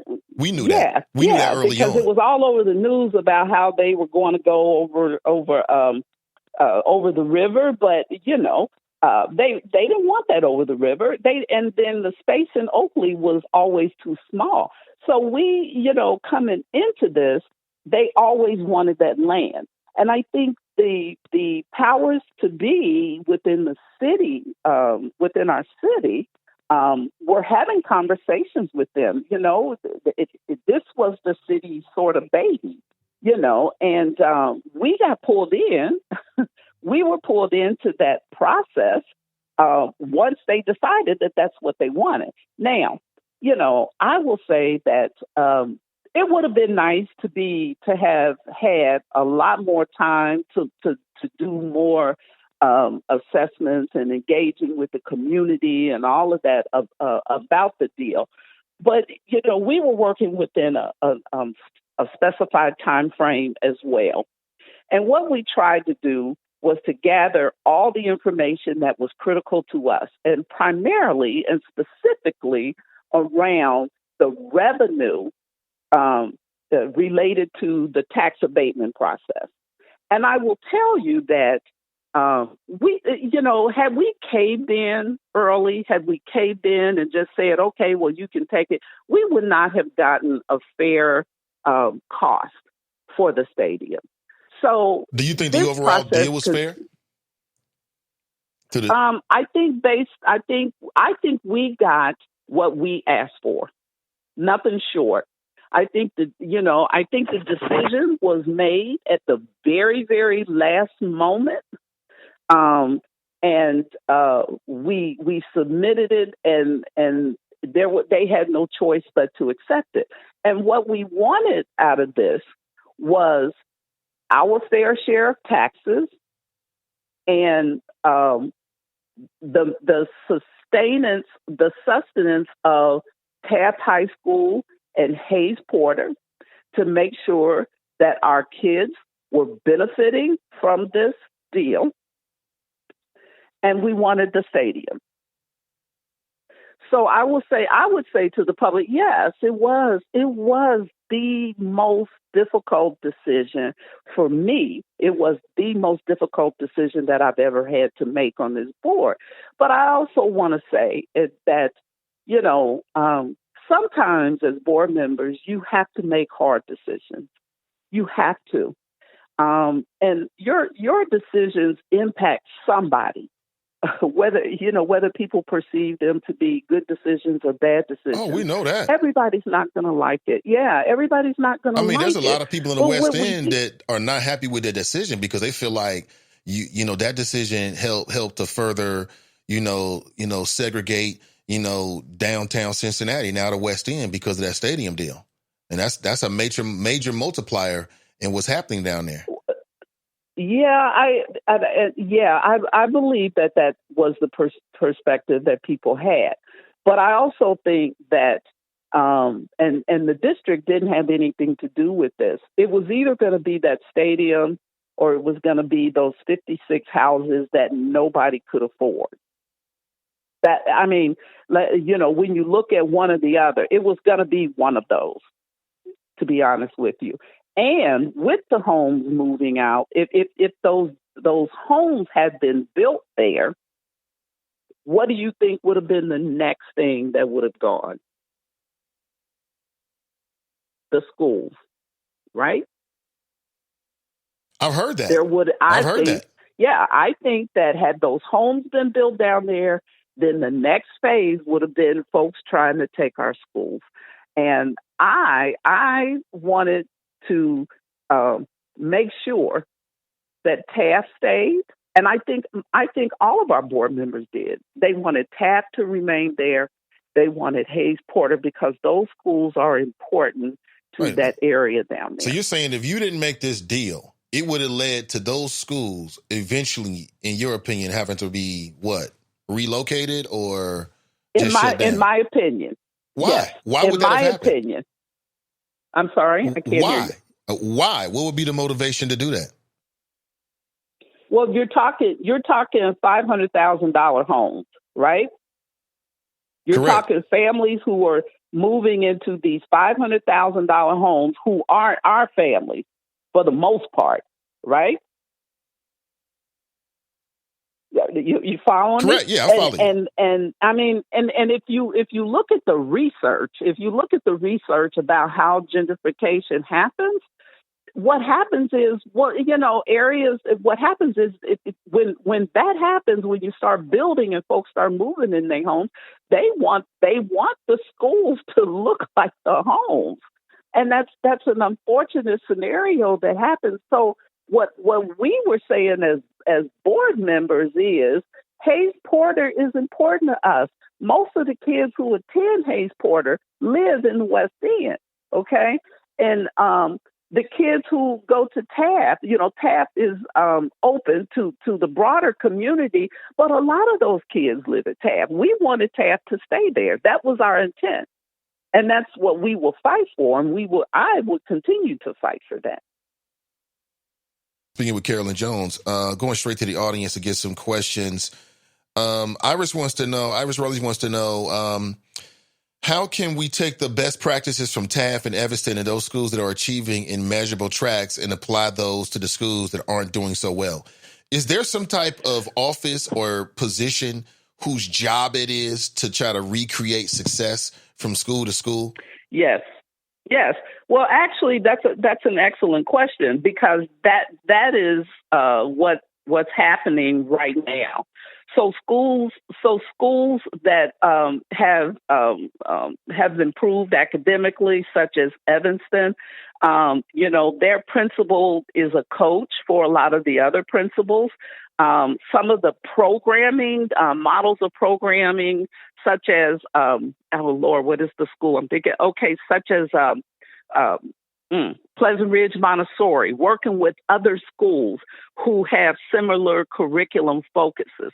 So we are in the process of modeling programs and modeling different curriculum focus talent development, that's the department that lies with this. And talent development is a sort of a newly formed department within the district that really takes opportunities to mold leaders who can then work with the particular schools to help strengthen those schools. So yes, that is absolutely happening right now. Okay. Can I add something? Can Sure. I add something? Can Sure. I add something to the comment? I want our community to know that we have a very, very strong leader for this school. Laura Mitchell was the deputy director under Mary Ronan, has now been in the superintendent's role probably almost 3 years. This lady is a visionary. She's a very, what I call a quiet thinker.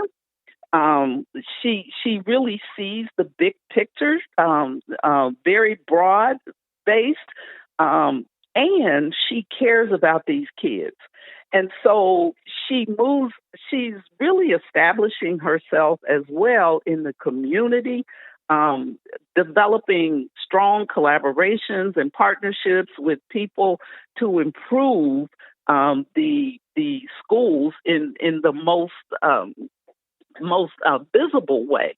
And so, we are very proud of that. And so a lot of the questions that the people are asking, I feel like that many of those that we are already sort of setting a path for success in these events because of Laura's leadership with that. And she makes it perfectly clear in our strategic plan, which was done with the board's vision, through board vision, that academic achievement, personal well-being, and career readiness are our focus. I mean, so yes, schools are modeling this. They're taking on the challenge. And I have been in the schools. And I have seen these curriculum focus, and I have seen the kids in the classrooms. And I do believe that we are working hard and fast to make a difference in the culture of these schools. Speaking to Carolyn Jones. All right, straight to the audience. Angela wants to know: Are you aware of any present board members who might have received campaign donations from any of the FC Cincinnati affiliated owners or partners? Well, I can't speak for other candidates. I have not reviewed any campaign finance reports. I have not received any money from FCC affiliates at all. She also asks, with regards to monies from the taxes and the lottery, has CPS received the projected monies? From taxes and lotteries? I think maybe she's talking about the FC Cincinnati deal, perhaps. Oh, well, from the agreement that we made with FC Cincinnati, I believe that we have received a couple of the payments.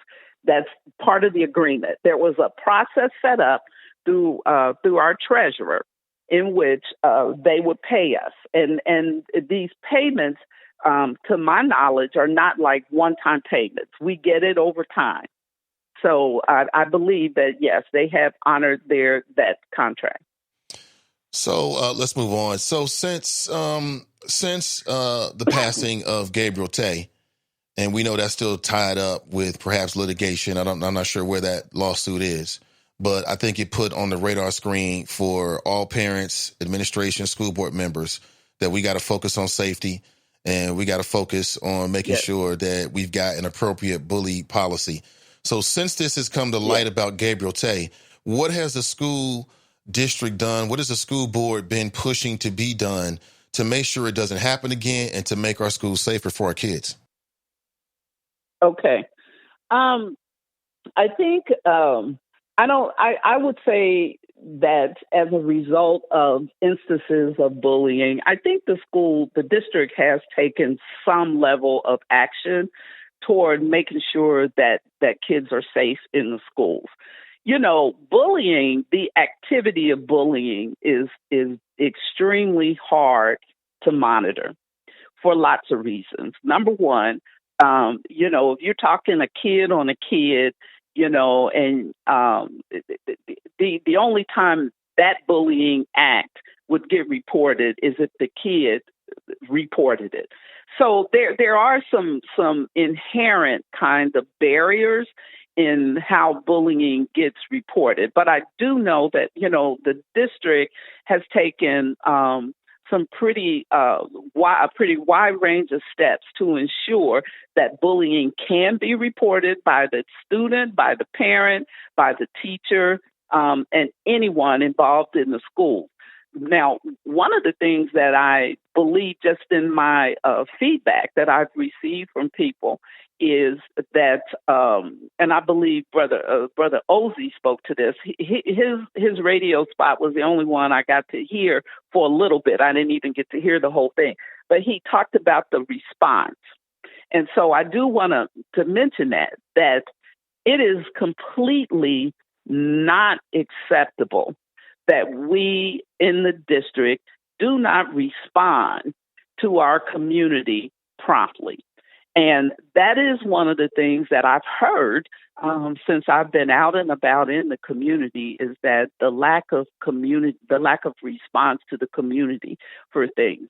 So we have to fix that immediately. Now, I'm sorry. I have a little bit of a cold, Nathan, so this talking is irritating my throat a little bit. Yeah, me too. So let me just say that we take it very seriously. Over the past, within the past year, we made some changes in the policy. Yeah, I know. I wasn't too happy, Carolyn. I'm sorry? I said, yeah, I'm aware of those policy changes. I want to bring them up to you. I wasn't too happy with the new bully policy / direction. I just didn't think it had enough teeth in it. And I thought that it was missing a lot of the real issues from a parent's perspective. I know that. Okay, well, share that with me, Nathan. What was it about the policy when you say it doesn't have teeth? What did you mean?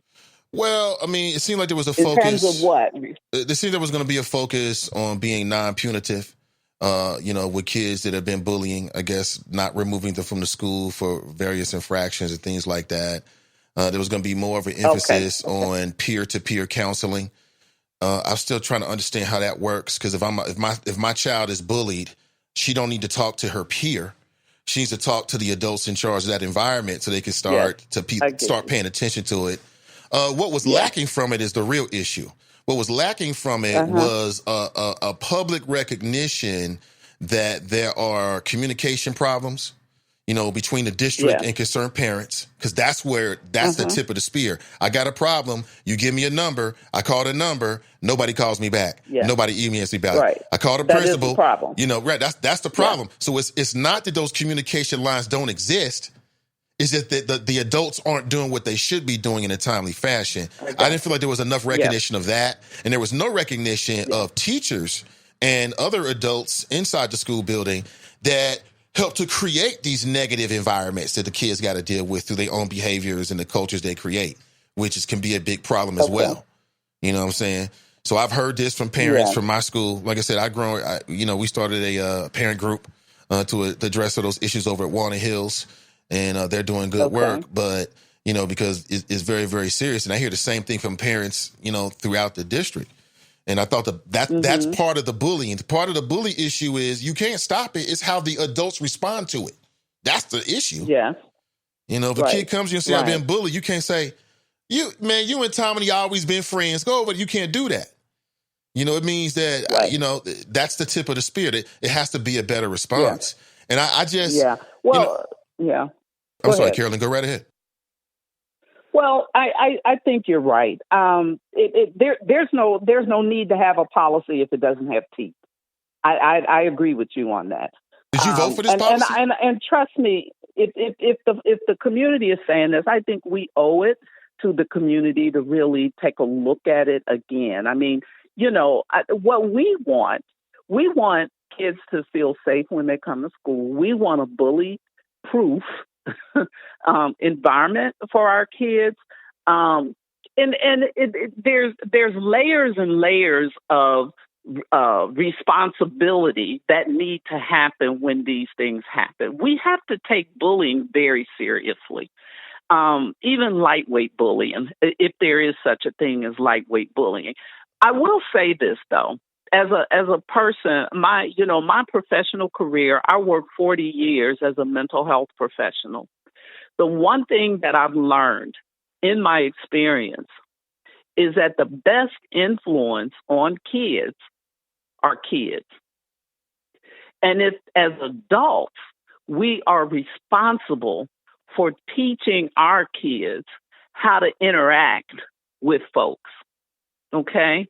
So if we're failing in that area, then we need to address that. And I agree with you on that. Well, yeah, I mean, but I think that's a so given, when Carolyn. you mention, that's a given. I'm talking about the behavior of like teachers. Like, why is it so difficult to get rid of bad teachers in the district? Because there's some teachers that shouldn't have jobs at Walnut Hills, at other schools. And I know you hear this. Why is it so difficult to get rid of a bad teacher? Well, that's a question that I can't answer off the cuff.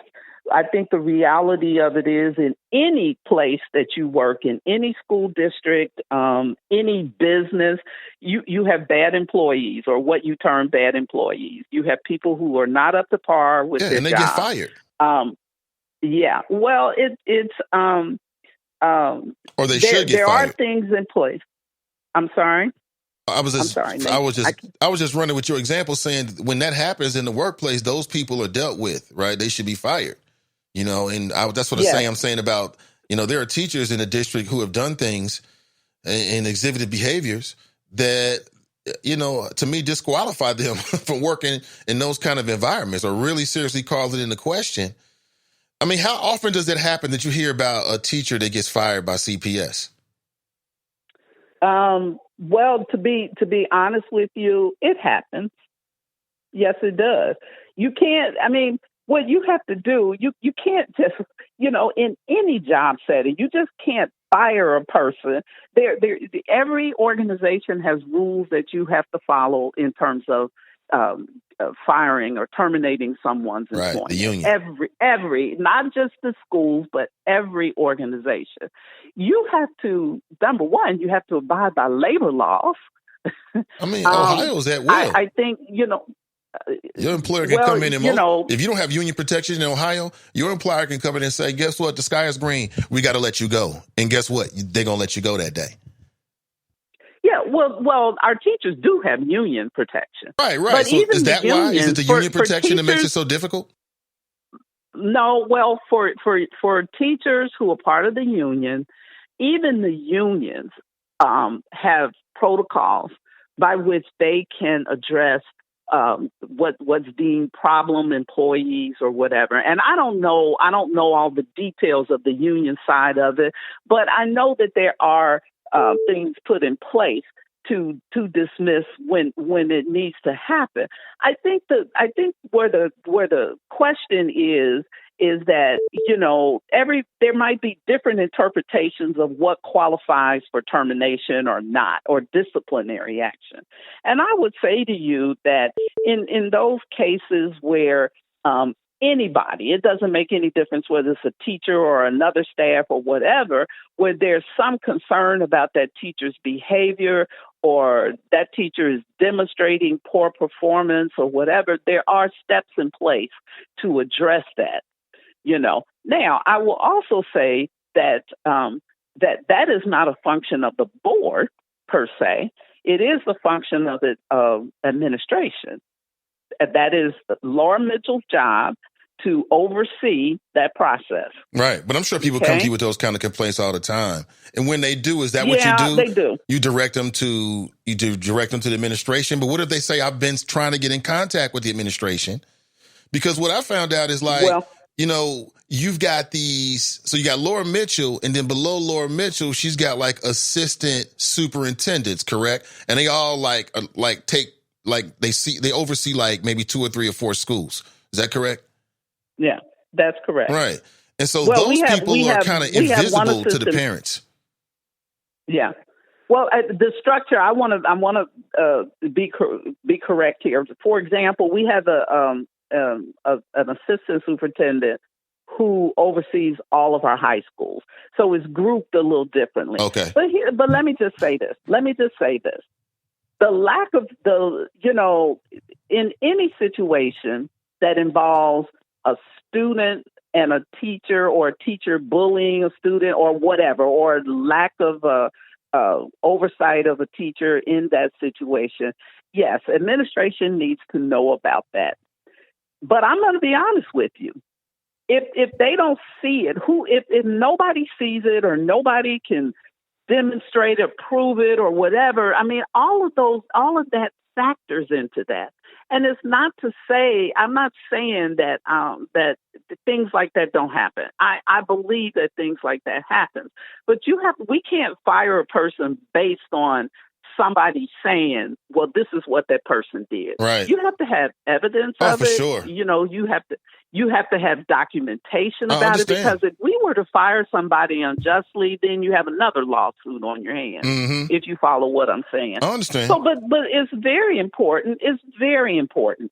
We want, the ideal situation is to make sure that our students can relate to all of their teachers. Does that happen? No, because it's not realistic to think that happens that way. But that's the ideal, So in any scenario, we want kids to feel safe with other kids, and we want kids to feel safe around their teachers. Right, absolutely. So the bullying practices, I mean, there have been steps in the right direction. Are they the right steps? I'm sure that there are times when things slip through the cracks. I think it is totally unacceptable if we don't respond to a parent who calls in. That is totally unacceptable, and that's something that we do have the ability to change. Right. Now, who do we hold accountable? Whose job is that? I know that's not Laura Mitchell's direct job, but somebody that reports to somebody that. Yes, it is. Oh, so it's her. Okay, I'm with you. It's her job. It's her fault. It's her fault. Yes. But I can't call Laura Mitchell. Her number is in public. If I email her, it's probably one of thousands that day. You know what I'm saying? So who do you get in contact in a situation like that? It adds to a lot of frustration from parents.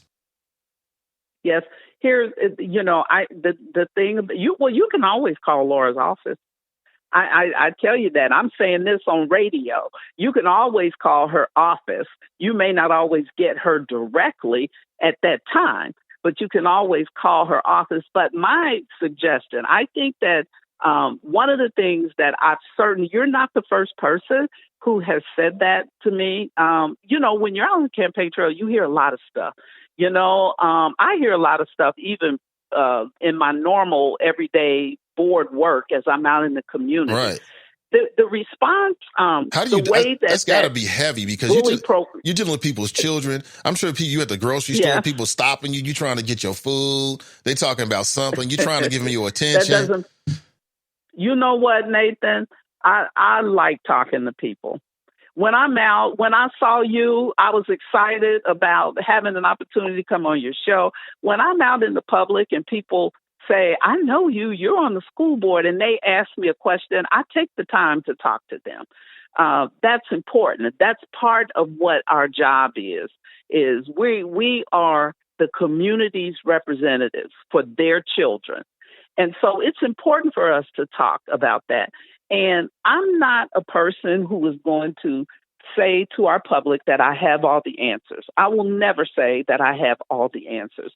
I will say, though, it is our responsibility to be accountable to the things that happen in this district and in any circumstance. And it is our job to help prepare these kids for a life beyond the schools. And if we're not doing our jobs, then I would say, you have to vote us out, okay? But I would also say that change does take time, even small changes. We have a large educational institution, 36,000 kids, 3,000 teachers, and God knows how many other people. It is, change is something there are things that you can do right away, and there are things that you have to acculturate to. meaning because we're such a big system, you have to take small steps. You have to do it in a very planful way. And you set expectations, and then you hold people accountable to that. And so, everything that the public is saying to us about what needs to happen in the district, we take that very, very seriously. And I will say that anybody, if the challengers who are vying for these seats, if they tell you that they can make change faster or whatever, you're going to listen to them because it's going to hit you right where you want to see the change happen. But if they've never been to a board meeting, they've never stepped foot in any of our schools, they've never spoken to our kids, don't even know anything about the urban population or anything, then that's a smokescreen. So I would say to folks, as voters, just be sure, do your research and be sure of who you're putting in these seats. If it's not me, then make sure it's somebody who can do the job better than me. Is that right? Don't settle for anything less. So is there any potential threats to the community that you want to put out there? I mean, you can feel free to name names or whatever and just keep it real with us. Because, what I'm saying, Carolyn, is you've been on the school board. You're a sister from the hood, black female, right? You've been doing the work. Yes. You see who's running. You know what I'm saying? You want to let the community know what's going on. It's not about politics or partisanship. Tell us what you see. Okay. Well, let me just be frank with you about it. Okay. Please do. In the one race where the unexpired terms, okay, you have two gentlemen running against Pam Bowers. Pam Bowers is the incumbent. She's new to the board, okay? But Pam is strong, okay? Now, Pam is still in a learning curve because she's only been there 7 months. But you have these two guys who are coming in. One of them who's on radio talking about he'll make sure he gets your kids to school on time. Now, let's be real. We've had several years where we've had problems with our transportation system. Several years. This year, it's been really bad. The board passed the resolution, and we last year made the decision that we needed to transform our transportation system. It's bad, okay? So how is one person who knows nothing about transportation going to make sure that they get the kids to school on time unless he drives all the buses? You tell me that. So I will leave that for one of those people. So that's a false statement that person is making. And this is an individual, Gary Favors. This is an individual who, even though he's worked in the district, he knows nothing about how this district operates. He might know how he operates in his classroom, but he doesn't know the big picture. Okay. So then you have another gentleman who is running for that seat who just spits out stuff. He spits out numbers. He goes on the websites to Ohio Department of Education. He goes on the district website and he pulls out all these facts, so-called facts. He pulls them down and then he interprets them the way that he wants to interpret them. He doesn't really delve into the issues. You know what I'm saying? He doesn't delve into the issues. And he's making promises to people. At the last forum that we had over here at Gabriel's place, he said the first day that he's on the job, he's going to call all these senators and all these House of Representative people and all this, and he's going to get this thing done and da-da-da-da-da. He can't do that. First of all, it would be unethical for him to do that because on the board, on the school board, you have to work as one of 7. You know what I'm saying?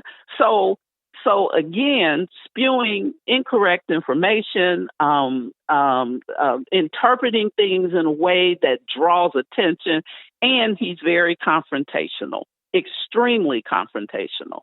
And so, well, don't we need more confrontations on the school board? Is that Do we need more confrontations on the school board, Carolyn? Do we need them? Yeah, I know what candidate you're talking about. He's posturing as if the school board is too nice with each other. There needs to be a challenge. That's how he's kind of positioning it. That's not true. No. We are 7 people. We meet. We're with each other a lot over a period of a month. We meet a lot. We have lots of discussions. We don't always agree. Who are some of the stronger personalities on the board?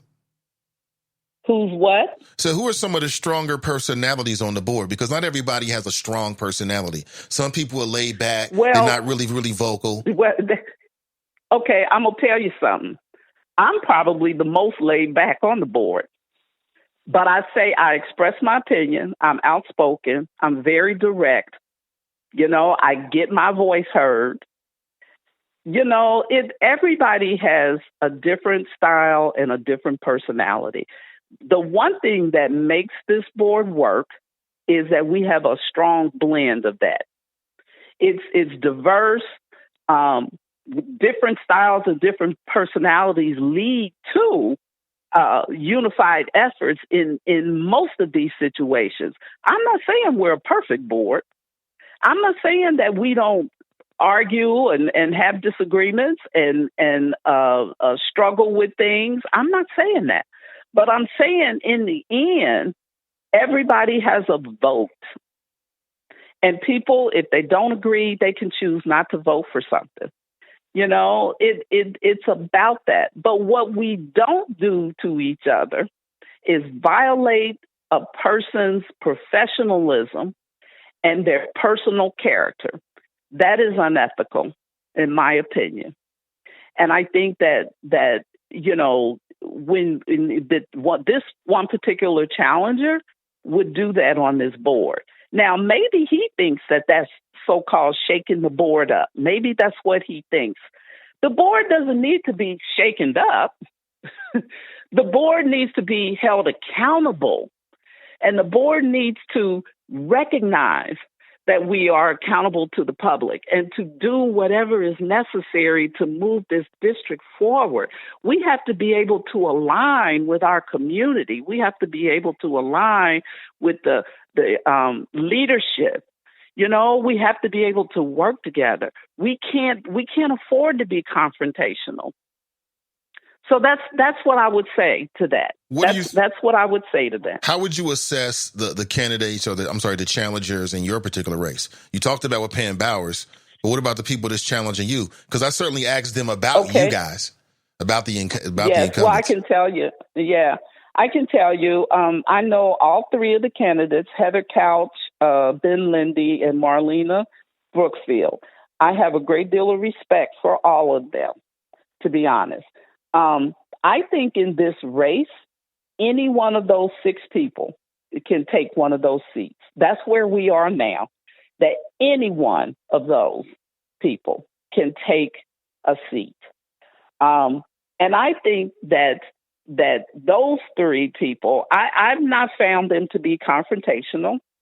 I don't think that they are as seasoned to serve in that role in that sense, but I do think that they would be willing to learn. They understand that there's a learning curve on school board. They understand that this is going to take a lot of work, and I say that Ben Lindy has worked with systems. I mean, that's been his role. He's worked with systems, so he understands that. He understands governance and that kind of thing. The 2 young ladies, they came through the school board process, and so they have received a solid foundation of education around what it means to govern in a situation like Cincinnati Public Schools. They have learned that. They just don't have the experience of being there. Like I said, Marlena, who just a wonderful young lady. Marlena has hit this campaign trail hard. She's working hard. And whatever happens with Marlena is going to be a contributor to the district. she's going to contribute. It's just in her nature. Heather is young. Young, and she hasn't had the exposure and the experience of at this level, but she's very bright. She does bring a different perspective, and so and that's okay because we are a diversity of perspectives. So I don't have it, to be honest. I don't have anything negative to say about those three.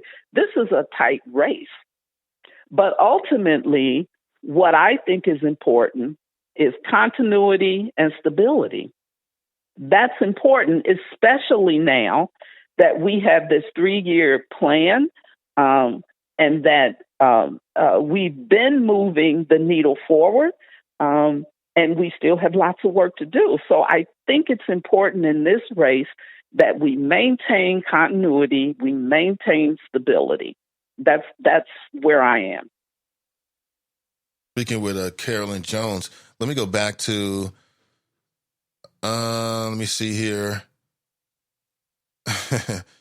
Somebody writes, I'm trying to get somebody writes some good things about Laura Mitchell. Said that she handled the issue. Shout out to JD. Okay. It's good things about Laura Mitchell. GOP endorsing Heather Couch. Yeah, I've spoken to everybody except for Heather Couch in the race at this point. And so it's been quite interesting, Carolyn. That's all I can say. I am concerned about the representation, to making sure that the board reflects the district. There's a gap between, students of color, students of color. Yes. What's the board doing? What's the district doing to close that gap? To close the gap on the board representation? Or are you talking about across the district? Across the district in terms of the achievements. Oh, okay. Yeah. Okay. To me, to be honest with you, Nathan, that is one of the most important issues for us right now is minority recruitment and retention. I think that, the district has sort of laid a foundation for attracting persons of color across all areas of the district, not only teachers, but in other roles. It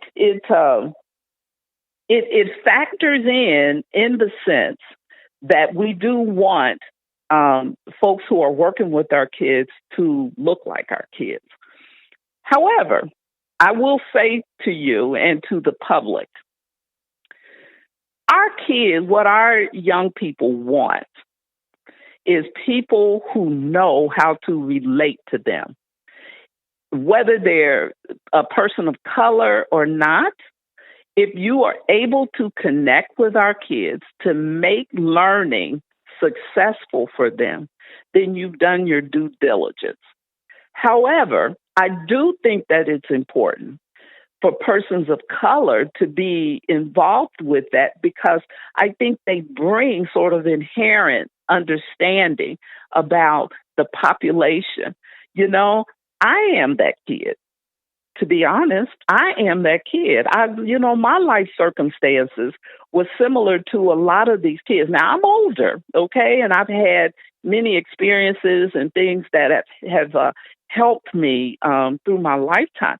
But our children want the same things, and our families want the same things.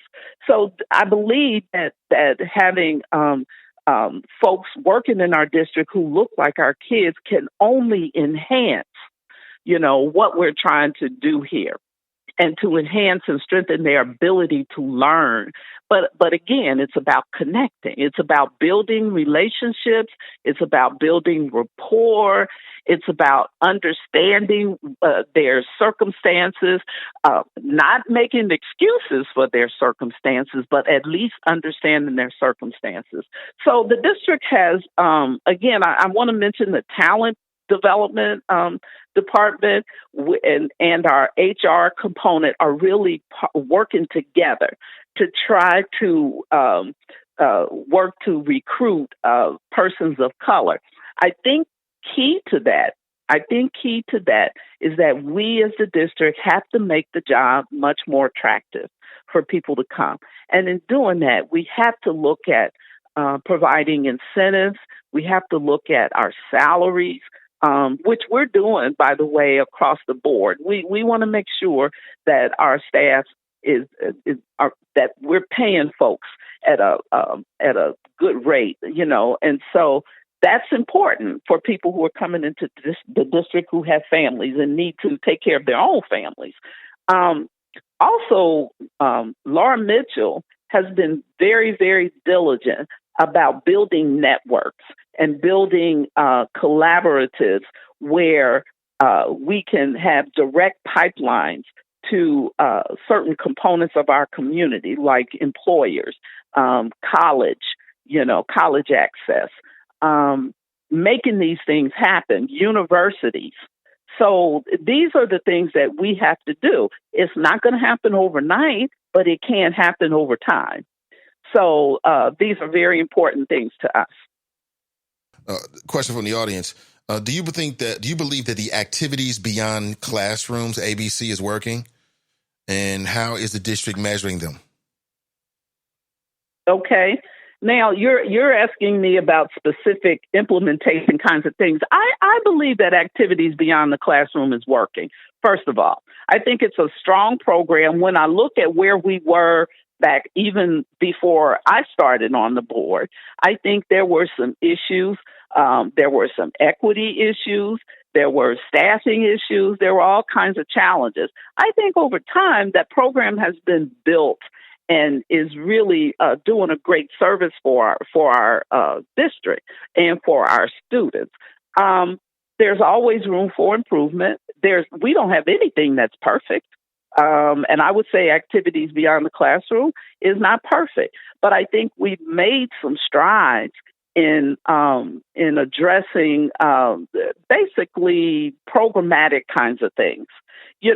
So I would say my answer to that is I think that they're doing well. I think that they strive to do better, and I have seen progress with activities beyond the classroom. That question was from the perspective of a Black-owned, operated trophy business of 18 years, whose owners are CPS graduates and community contributors to education of the children in CPS.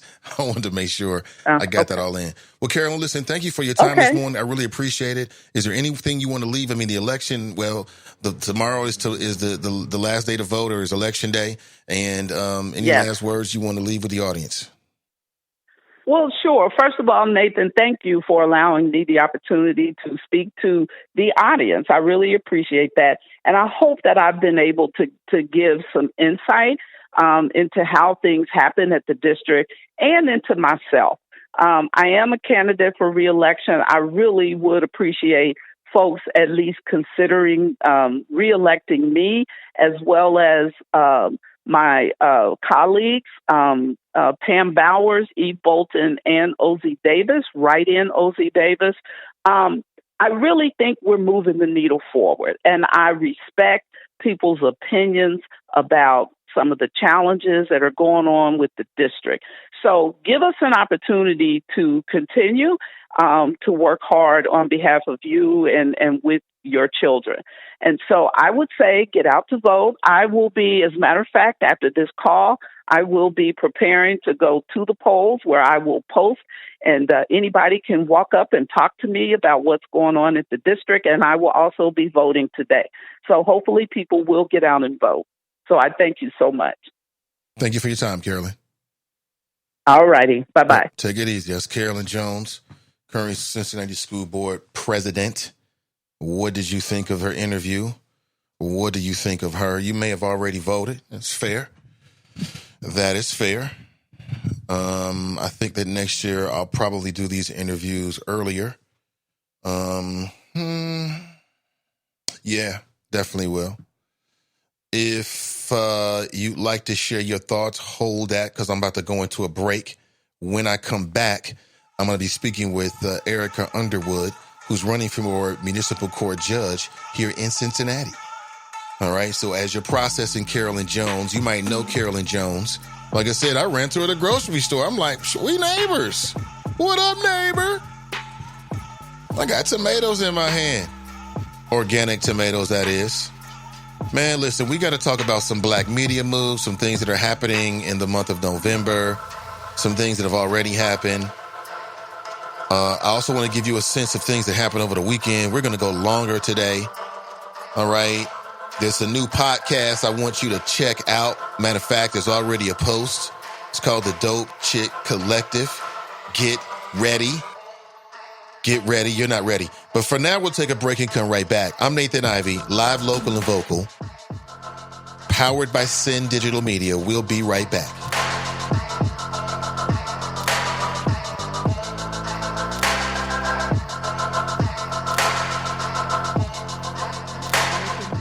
I'm Donna Wilson.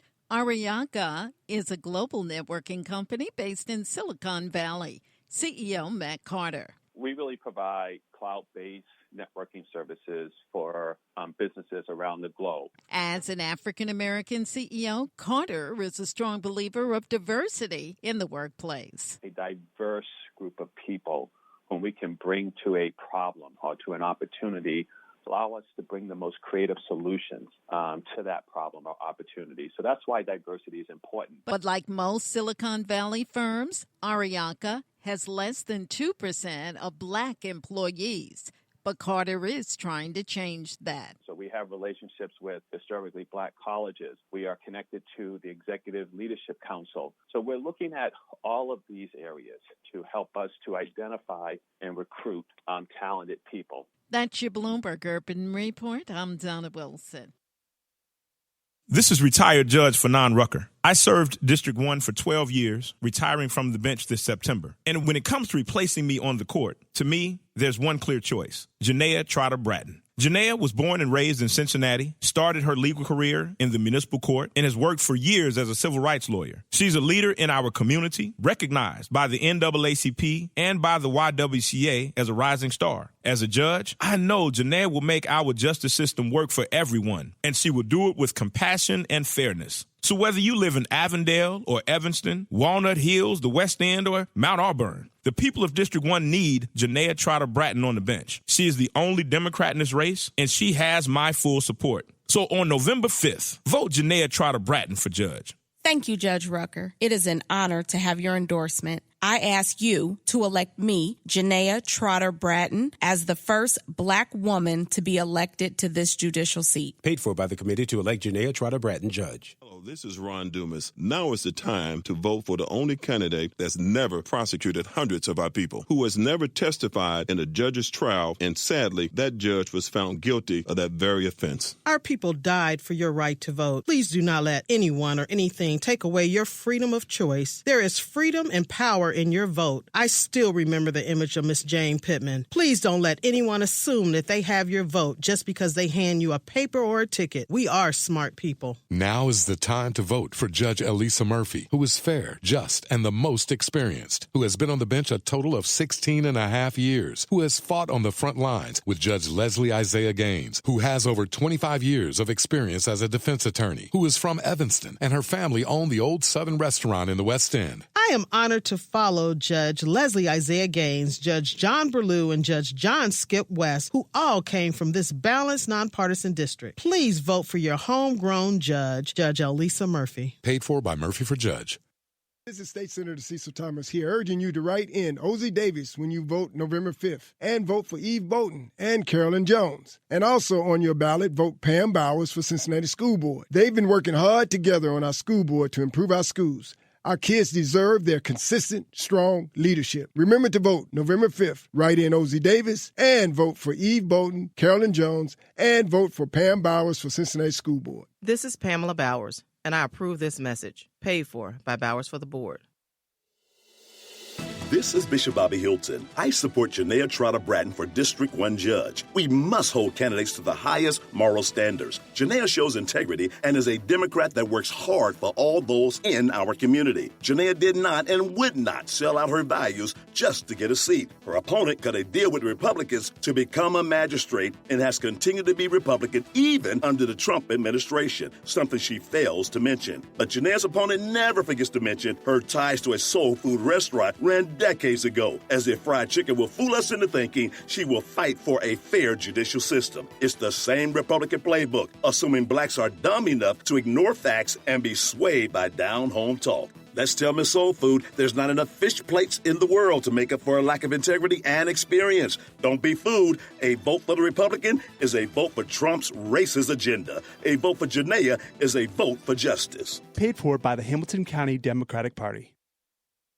This is State Senator Cecil Thomas here, urging you to write in Ozzie Davis when you vote November 5th, and vote for Eve Bolton and Carolyn Jones. And also on your ballot, vote Pam Bowers for Cincinnati School Board. They've been working hard together on our school board to improve our schools. Our kids deserve their consistent, strong leadership. Remember to vote November 5th. Write in Ozzie Davis and vote for Eve Bolton, Carolyn Jones, and vote for Pam Bowers for Cincinnati School Board. This is Pamela Bowers, and I approve this message. Paid for by Bowers for the Board.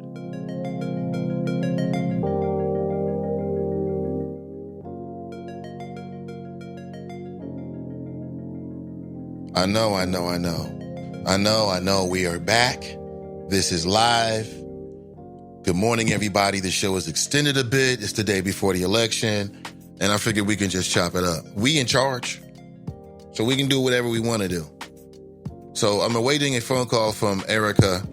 Sorry about that. Didn't mean to hit the microphone. Awaiting a phone call from Arica Underwood, and we're going to talk about her running for municipal court judge here in the Cincinnati area. Cut that out. We don't need that anymore. I think Jordan said something about Eve. Said she was disrespectful in the way that she speaks to black women. What?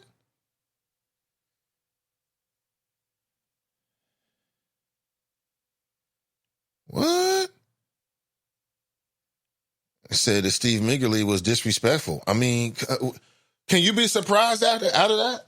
Could you be surprised by that? No. Who's surprised? I'm not surprised. Why would you feel like that this guy would feel any way in any way disrespecting anybody after what he was doing with those images of those black kids? Like I told you, he couldn't admit to it because I asked him, like, do you know these kids? Oh, yeah, man, I was at the Black Family Reunion. I'm looking at the face of these kids. They don't know this white dude. I'm looking at the face of their mothers, and that face is, damn, we got to do this for the money. They hit a lick real quick. He might have paid them $100. How do I know this? Because look at their faces. Number two, there are no kid T-shirts. It's all like, I'm going to get a bunch of mediums. Everybody in Steve's world, where's a medium? Man, come on, man. Steve Meagerly, I don't know what his agenda is, but it sounds like some BS. That's what it sounds like to me. But you do you. Everybody's got their own opinion. Eve needs to go. She's borderline disrespectful in how she speaks to black women. I don't trust her, but you know what, Jordan? I kind of feel like the candidate with the purple hair is borderline disrespectful to black women, and I'll tell you why. Because no black woman would ever run for school board with that in their hair, thinking they had a credible shot at doing it. It's privilege. It's not professional. You know, I'm driving around, I'm seeing all this purple hair. It might work. It might work. You know, you got a write-in candidate this year, so anything can happen. People spending a lot of money in that race. Man, I'm telling you, you got one candidate that's spending nearly, and will probably be $200,000 at the end of the day to get on the Cincinnati School Board when you already live what appears to be a good life. Why? Why? Lots of question marks. Gary Favors called in this morning. I didn't see that coming. Maybe it was me. I'll accept responsibility for that, but, you know, he ended very abruptly. And before we could really get into it, I asked him a couple policy questions. I thought the question was completely relevant as to why he's specifically running against Pam Bowers. To be honest with you, to me, in the way I look at it, to me, that was an underhand throw right there. You know what I'm saying? I can't lob it up for you any differently than that. Why are you running against Pam? Oh, well, what's wrong with her? What's she do? What has she not done? Is she not efficient, black or not? Is she efficient? Is she not efficient? What's the problem? No problem. It was strategy. Strategy? Okay. He's being honest. I believe him. Strategy. That seemed a little weird. Weird question. Weird answer. Diane Iris she asked me, are you all right this morning? Yeah, I'm good. I'm a little under the weather.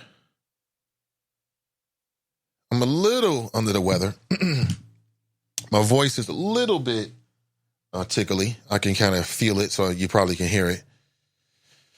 That's very interesting, man. Very interesting. I wasn't satisfied with all the questions, the answers from Eve Bolton. I wasn't.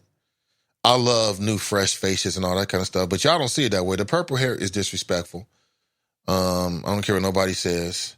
It's skin privilege. A sister could never do that and be taken seriously on the school board, or they never would. What sister gonna run for school board and say, you know what, I'm gonna get some purple hair? I'm just saying. I ain't trying to make a big deal about it. I'm not trying to bring anybody down. I'm just giving you my perspective. Do you? Sharp writes, I'm not voting for the CPS incumbents who voted for FCC. With Sharp, that means you're not going to vote for any incumbents. I mean, that's your strategy, brother. Is it fair to do that? I wish somebody would just keep it all the way super funky with me about what happened and name the names. So we talked to Eve Bolton, and she said the same thing that Carolyn Jones said. And that's that there was some business interest. Let's say it was the lenders or whoever else was going to make money off the deal that was putting pressure on them and was going to use eminent domain. That the city council was going to use eminent domain to make that happen. Could you see councilmen doing that? Who was going to do that on city council? Not them good Democrats. No.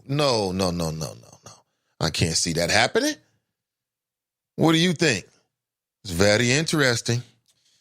So let's be honest here. Let's be adult about this. You know, you can be in a situation where it's kind of like, well, let me just try to make the best out of it. There are those situations in life. But true or false? Do people with real character, like that mean it, do it, willing to sacrifice for it, do they ever really find themselves in that situation? You know what I'm saying? So what I heard from Carolyn was she said it was a tough decision. Well, my thing is, if you feel like you got a fair deal and got the maximum deal, I don't feel bad about it. I mean, it was a deal that needed to be done. You try to get the best that you can out of it. So is that some indication, even if it's like me just reading into it or subliminal or whatever, nonverbal or whatever you might call it, is that some indication it could have been a better deal? You know, was there going to be a way around it? Should the school board have just stood its grounds like, nah, we said no, period. So go around us, do whatever you got to do. And if that have happened, would people have looked back at the school board and said, y'all some dummies. You should have saw the writing on the wall. It was like the Titanic. The shit was going on. Broadway Stark first of his name. I like that. I'll give you about 3 or 4 ABs on that one. He writes, Nate just threw on the cape, y'all. Pay attention. I don't believe I did. The only cape I'm rocking for is myself, my fam, and y'all. That's it. The choppers. That's the only cape I'm caping. That's it. The community. That's about it. I'm not voting. Okay, I think I read all of that. Let me see if I can roll back through here and read some more of your comments this morning. We got started so quick. I didn't expect for Gary Favors to call in. He hit me up like, boom, can we do it earlier? Sure, Gary. We can do whatever you want to. And, I don't know. Maybe I was expecting more. Maybe I shouldn't expect it too much. Cassandra writes, happy Monday, choppers. Pat writes, good morning. Tiffany writes, morning. Ashley writes, good morning, Nathan and the choppers. Clue Magic, what's up, Clue? Good morning, Nate and the choppers. Hey, guys, I want to share with you. Yeah, I'm expecting a call from Arica, Underwood. Let's get down to business. That's right. Work on a new project with Jason Dunn. You'll hear it soon. But Clue Magic's working on a brand new podcast called Cutting Through the Bull, You Know What. And I can't wait for you to hear it. Hopefully it'll become your new podcast obsession. It's a local podcast, local folks, local voices. And they'll be talking about myriad of issues, himself and his female co-host. And they'll be chopping it up on weekly issues. I am on Arica Underwood's. This is her website. Passionate, polite, professional, prepared, patient, perspective, present. Her issues are bail reform, sentencing, addiction, and mental health. So we'll go straight from that. I love it. She is a black female. I believe she is a Democrat. I think that's right, because we talked about that. And it'll be interesting to catch up with her. I'll see her out at all the different forums and stuff. So it'll be great to talk with her. I'm sure she's tied up. And whatever she comes through, she comes through. So that does mean that we have some openings if you'd like to chime in this morning. How was your weekend? Let me get back into our relationship. It's about us this morning. Did you get a chance to recharge over the weekend? Did you take my advice? Were you a little bit selfish this weekend? Take some me time? Yeah, your kids, they'll be okay. They'll be okay. They're okay. Shut the door. Do your own thing. Netflix and chill. You know what I'm saying? Take your time. You know, you can't be effective for what you got to do every day if you're all beat down.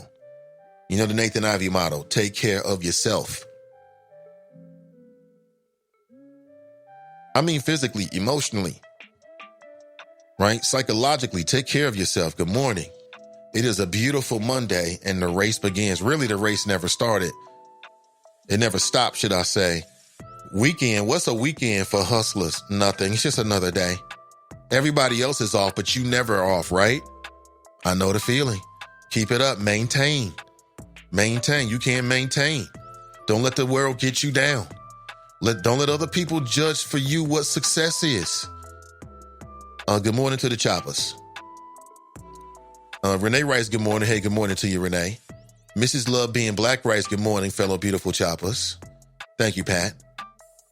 Cassandra writes, I know a lot of people who have stayed at a company for years after school, that example was, I don't know what the hell Gary was talking about. He was like, I thought it was remarkable that a guy didn't graduate from high school and went to fast food and kept a job for 7 years. I'm looking at this man, did I hear that correctly? That didn't make no sense at all. I know plenty of people who've done it. That's not a big, extraordinary feat. That's people doing what they got to do. You know what I'm saying? I mean, I worked at fast food for 2 or 3 years. There's some people that decide to make it a career. You know what I'm saying? You know, they're there. Are they going to make you a manager? Pooh, I'll be a manager then. More money? Cool. Now I got keys to the place.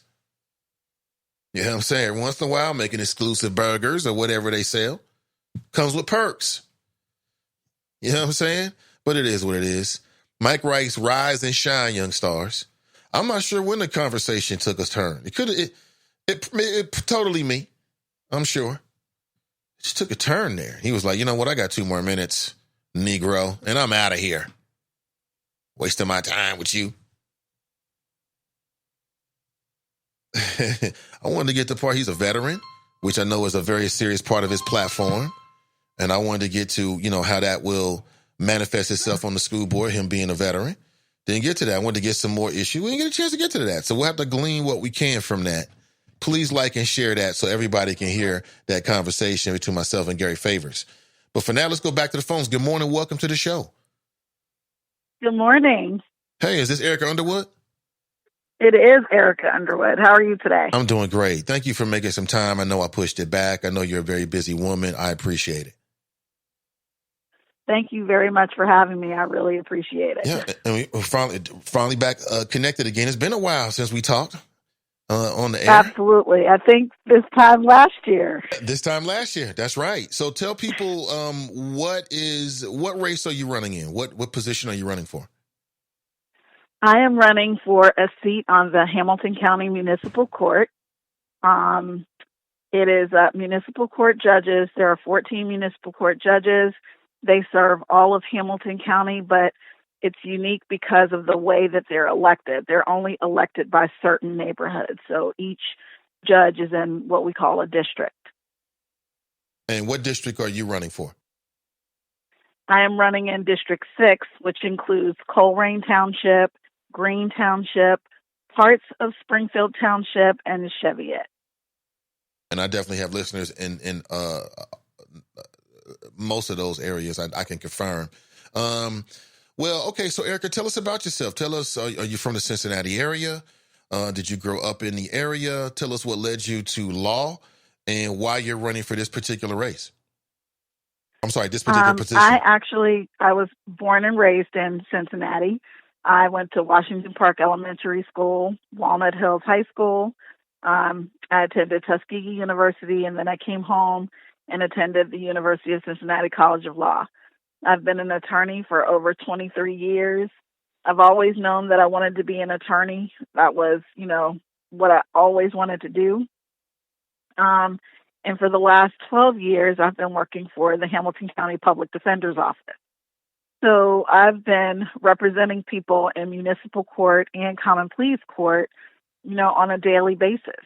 So I see what happens in the courthouse every single day. Right. And instead of continuing to be frustrated about how our criminal justice system treats people, I decided to do something about it and run for judge. So, wow, that's really heavy experience right there. So tell us what you see. You said you see what's happening every single day. What's happening? For example, the criminal justice system tends to treat people better if they're rich and guilty than if they're poor and innocent. So you might have a person who gets arrested and they get, what sounds like a reasonable bond, or the people telling the story will tell you that it's a reasonable bond because they'll set it at 1,000 at 10%. The problem is, though, is if you don't have $10, you certainly don't have 100, so 1,000 at 10% might as well be $1 million. And if you are a nonviolent, low-level offender, you shouldn't be held with a monetary bond at all. Those bonds only hurt poor people. So you're saying, as a judge, that's not something that you would be in favor of continuing a practice anyway? No, we definitely need bail reform within our system because, again, if you have money, then the bonds don't keep you. You're not held in jail because you can afford to post your bond, whatever that bond is.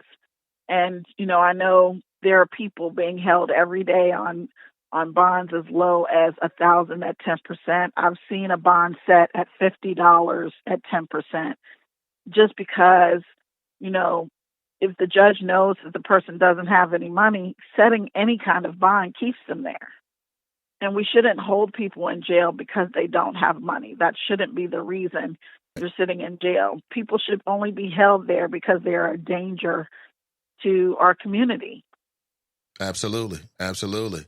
Speaking with Arica Underwood, she's running for municipal court judge at District 6. District 6. And if you've got questions or comments, you can please line them up inside the chop shop, and I will try to get them in. You know my style. I try to get them in. Appreciate your time. So somebody writes, you're not on my ballot, but they support you anyway. So I appreciate that. Yeah, appreciate that. If they could pass the word along. My understanding is that there's a school ballot or a school board race in Northwest School District as well as a school levy.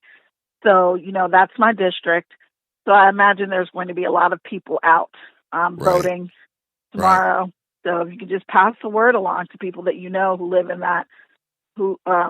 that school district. Absolutely. My understanding is that is a very important school levy. It, impacts, the Northwest schools, which includes Coleraine High School. What are some of the myths about public defenders? Because there's a lot of myths about public defenders. You guys are overworked. You really don't care about your clients. You can't remember the names. I mean, what's the workload like? Is it like what they, like the people say it is? You know what? All of those things used to be true once upon a time, but those are myths. But I'll tell you the biggest myth about public defenders. The very biggest myth about public defenders is that, most of the attorneys who are representing people who are indigent are public defenders, because they're appointed by the court. Actually, there are only approximately 15 public defenders on staff in the felony division. So most of the attorneys who are representing people for felony cases aren't actually public defenders at all. They're private attorneys who take appointments from the court to represent people. But, the public defenders I know, we fight very hard. We have reasonable caseloads, and we all know our clients. So are these private attorneys paid to do this? They are. They're paid, but they're paid not at a rate that they would normally charge in their private law practices. But they're paid actually by the public defender's office to represent indigent people. And most people think that every person who is representing an indigent person is a public defender, and that is the very biggest myth of all. Most attorneys who represent indigent people aren't public defenders at all. Now, do you think that affects the quality of their ability to represent their clients in some way? It shouldn't. But I believe that a lot of what I'm going to call the bad press and the myths about public defenders come from, attorneys who aren't public defenders at all. Because a lot of times, people will, and, we're not really allowed to, talk about another attorney or talk about, how good they are or how bad they are. But a lot of times when people will come to me and say, I was represented by this attorney or that attorney, they're usually not public defenders. This is speaking with Arica Underwood. Hey, Arica, what role do you think that addiction and mental health impact, the frequency or when people come before the judge? And as a judge, how do you consider that? Can you consider that when you're deciding on what a sentence is going to be? Absolutely. Judges have a lot of discretion with regard to deciding how sentences are going to play out or what a sentence is. And a judge should really look at each person as an individual and take those kinds of things into consideration. Addiction is a huge problem in our community, and it causes, the addiction causes things like theft and criminal trespass and those kinds of things. And you have to treat the person and treat the addiction in order to make sure that they can stay out of trouble or stay out of the system. It shouldn't be just punishment, punishment, punishment, punishment, because that's not working. That's why we have, overcrowded jails and overcrowded prisons, because, most of the judges come out of the prosecutor's office with that kind of punishment mentality. We need a different approach. And people should be treated with dignity and respect, acknowledging, their addiction or their mental illness. And then, the judge should craft some kind of sentence to take all of those things into consideration. Speaking with Arica Underwood, if you got any questions, line them up and I will put them to Arica. That's interesting. So you said how many years you've been doing that now? I've been with the office for over 12 years. For 12 years. Wow. I mean, that means you've probably seen it all and dealt with a lot of different situations. I mean, what's the state of, Cincinnati in terms of that regard? I mean, is it most of the people that come before you are dealing with, addiction issues, mental health issues? You know what I'm saying? What would you say is the percentages? I see a little bit of everything, to be honest with you. But I guess the biggest thing that, the thing that bothers me the most is the innocent people who are in there, people who, have a legitimate, they have a legitimate way to fight their case, but they're being held on, just these, bonds that you or I may be able to pay or be able to, get some family members together to pay, but they just can't because they don't have the resources. Or, so it causes people to plead guilty to charges that they may not be guilty of because they just cannot afford to sit in jail. Because if you think about it, the longer you sit in jail, the more you lose. You lose your job. If you lose your job, you lose your apartment. You lose your car. Sometimes you lose your children.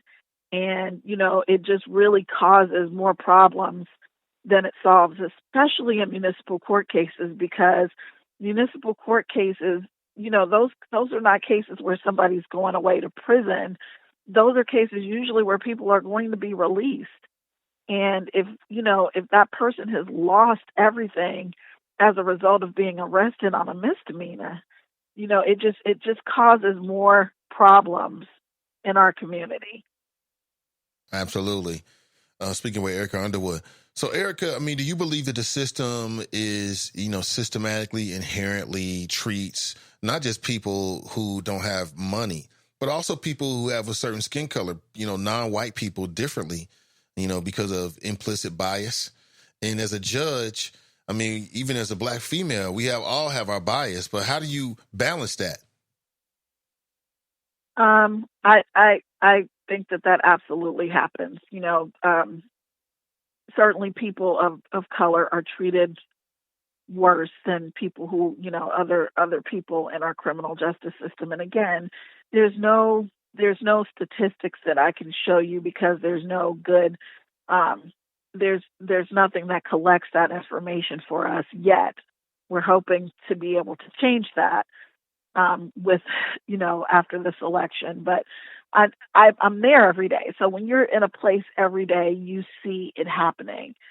So that's a huge problem. And implicit bias is a huge problem. We all have them. You just have to recognize that you have them. I've been to training classes about it. I know what my biases are, and I tend to recognize that and try to account for that. But, it's something that, we have to acknowledge that it exists and deal with it. Here's a question from the audience. Cassandra writes, what plan does she have towards that? And is there any type of reform for those people to have their records cleared if they only plead guilty because they couldn't afford to stay in jail but didn't have the money to bond out? Well, as far as low-level nonviolent offenses, the bond should be OR, and unless a person is a danger to the community, the bond will be OR. But again, I would be one judge out of 14. So the true way to reform our justice system, sometimes you have to reform the judges. You have to. I agree. You have to start with the judges. And, I can say that, it is my intent to treat people with dignity and respect and to be fair and impartial at all times. And, a person's socioeconomic status should not be the determining factor for whether they can fairly challenge, an accusation, which is what a court case is. It's an accusation. Right. It is. Exactly. Someone wants to know, what restorative justice practices will you employ? I have one specific idea that we can start immediately. It's called private complaint mediation service. So years ago, there was a way for police officers to refer two individuals to mediation instead of filing a criminal charge. And the kinds of cases that get referred to mediation would be like where two neighbors are fighting and they may threaten each other or throw a couple of punches over a parking space in front of your house, or somebody writes a check and it bounces to Kroger's or something like that. A criminal trespass where, it's just two people who just need to agree to stay away from each other. Those are the kinds of things that we can send to mediation. And with private complaint mediation service that existed years ago, we had an 80% success rate. So 80% of the people who were referred to mediation never had a criminal case filed against them, actually resolved their dispute, and, never made it into the court system. So that's absolutely something that I would be looking to implement right away. So as you're been out and about in the community, what are some of the number one issues or the big issues that people keep bringing up to you? Most of the time I get questions about just what's going on in municipal court, because most of the people I talk to just aren't familiar with what happens in the courthouse. why this court is so important. And I just, again, one of the things, one of my my campaign slogans is justice understood. I think it's so important that we all understand how our criminal justice system works, how our courthouse works, and how judges impact us, even if, we're not the ones being arrested or taken, into custody. So one of the things that I've had to tell a lot of people is that municipal court judges set the bonds for every person who is arrested, including if you're arrested on a felony, even though felony cases get heard by common pleas court judges. When the person is initially arrested, the bond is usually set by a municipal court judge.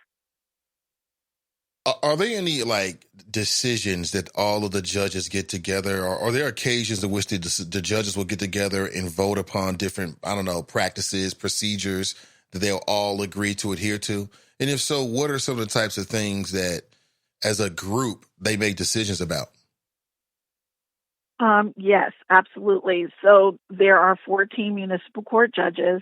8 of them are in one political party and 6 of them are in the other. And typically they make policy decisions about who, hiring practices and the rules of the court, kind of how, the court is going to, be run. And it's majority rules. So if those 8 always vote, then the six never have a voice. And that's been the case, I believe, since, for ever on municipal court. So what we're hoping to be able to do this year, because there are, 4 of us running for municipal court seats, we're hoping to be able to flip, the administrative, powers of the municipal court so that the Democrats, that's my party, the Democrats have more of a voice in how the municipal court is run. So if the Democrats get that majority, what's the plan? What are they going to do differently right now that the Republicans aren't doing?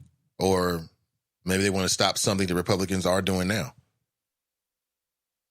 I can't speak to, that's something that we would have to come together collectively as a group to decide. But again, it's all of the policy decisions, the rules about the way that the court is run, what kinds of programs come into the court, like, the diversion programs and the program that I mentioned just a few moments ago, private complaint mediation service, those kinds of programs, those get decided by the majority of the judges.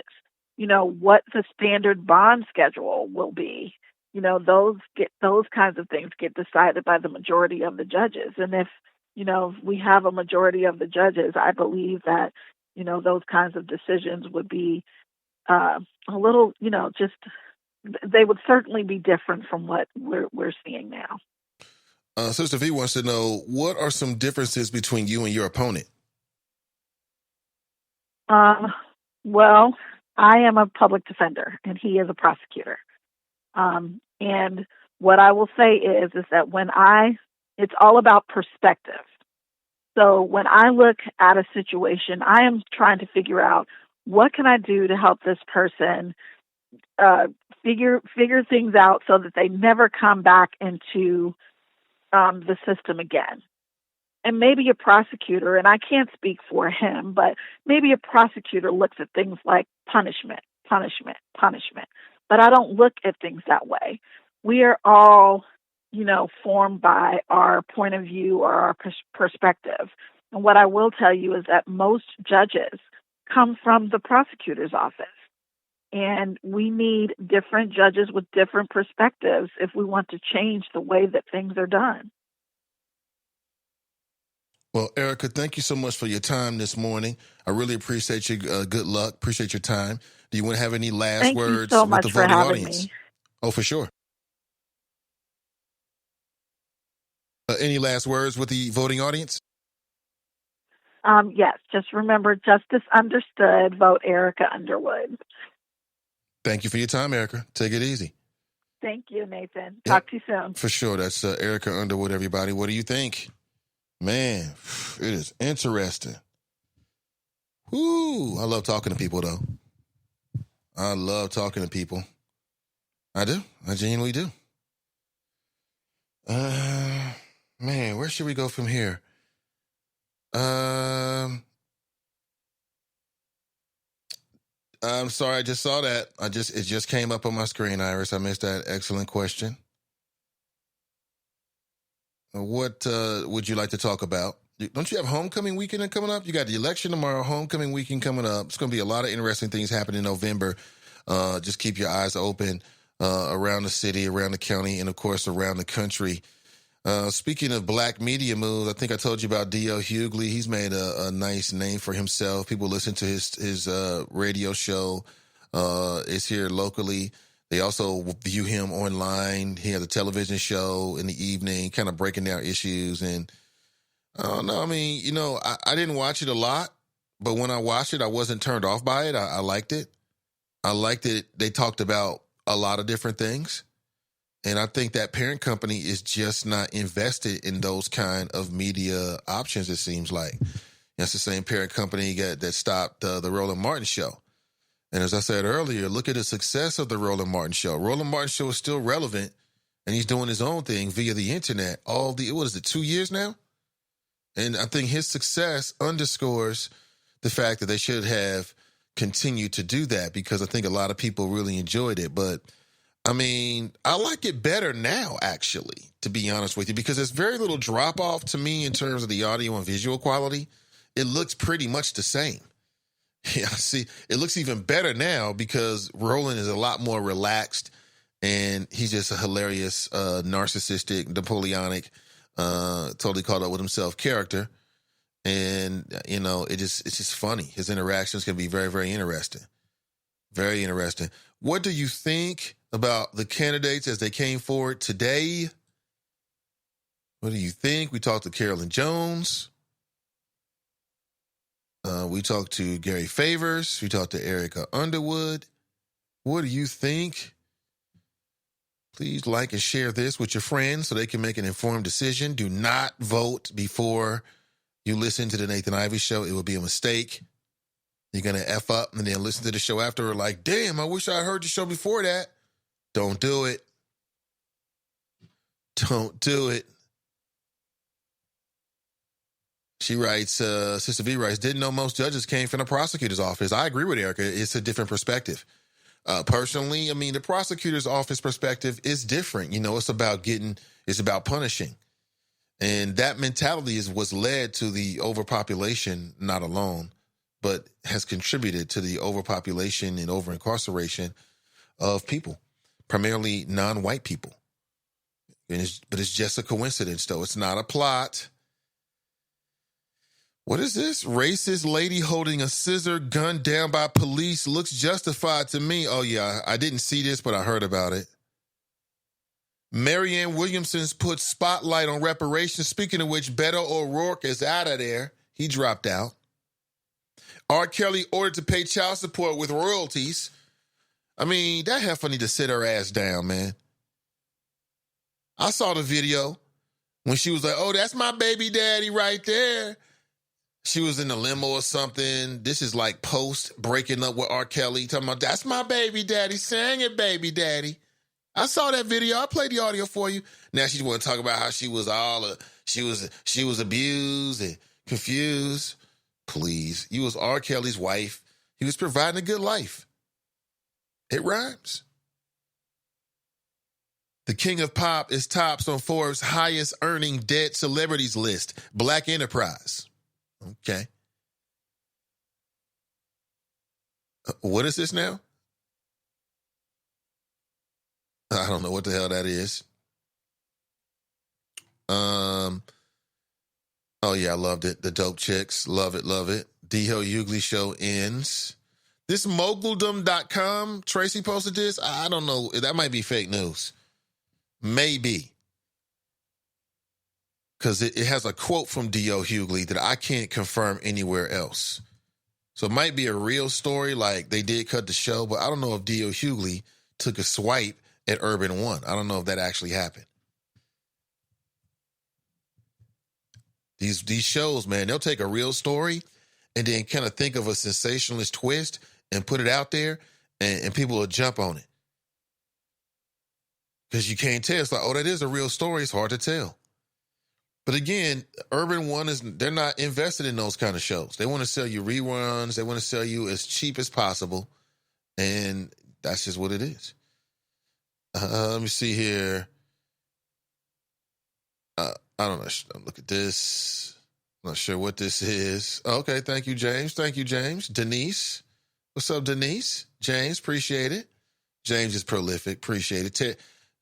Tracy, thank you. Lakeisha. Hey, good morning, Jesse. Danietta, thank you. Appreciate it. Crystal. Oh, yeah. That's me and Jason Dunn. That's hilarious. Charlize Theron is raising her son as a girl. Why that hurts all of our kids. Is this real? Charlize, she's an African-American. She is. Literally, she was born in South Africa. Makes her an African-American. She don't look like it, though. Is this real? Life site? I'm not sure this is real news. But apparently, this is more of that transgender stuff. This is the kind of stuff that drives Donnie B crazy. Not to speak for her, but it drives her nuts. Speaking of which, did you check that latest podcast? She went in. Oh, man, that black woman went in on the whole, the ad wars between Janaea Trotter and Alicia Murphy.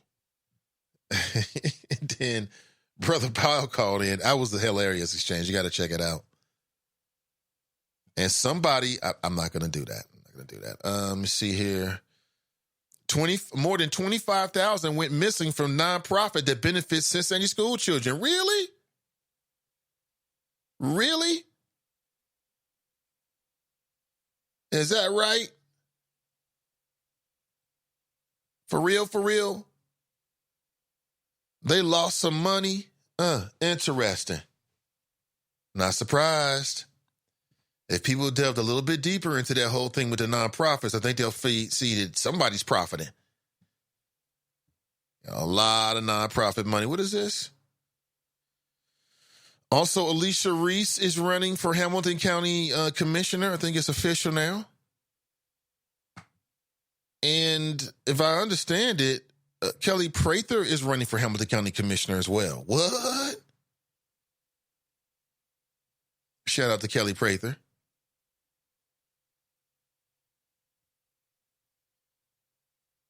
If you're like Kelly who, then you need to get clued into what's going on. Thank you, Akeem. What's up, everybody? Good morning to you. Yeah, we still on. Why not? Nate, you and Roland should make show make my work day go smoothly. Great.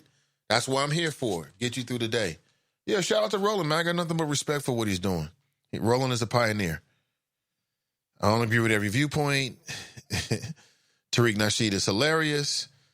But, I mean, I'm just saying, I get a brother props when props are due. But they're not into that. You know, they don't want to do that anymore for whatever reason. That is interesting. Listen, wow. Let me see if there's any Gary Favors responses in here. What do you think about what that brother had to say when he came on this morning? Wow. Let me go back here. Let me go way back. Let me rewind the tape, so to speak, and go way back. Let me go way back. Broadway Stark of first of his name. Nate on his bully-ish again. I don't know what you're talking about, man. I have no idea. Mason Mahler writes, what does he agree with Donald Trump about? WTF? It's so funny when you ask these black Republicans, are they Trump supporters? Well, let me clarify. I don't agree with everything, but do you agree with him? Clearly he did. He didn't want to say it. Mrs. Love Being Black writes, just because you were a teacher don't make you for the children. I'm just saying on the inside, looking inside. Dog Slick writes, wow, here's the tap dancing. Clumagic writes, Gary is pissed. He's going to cuss Nate out when he gets in the car, he is trying to end this call ASAP. Yeah, I got the feeling he was out of here.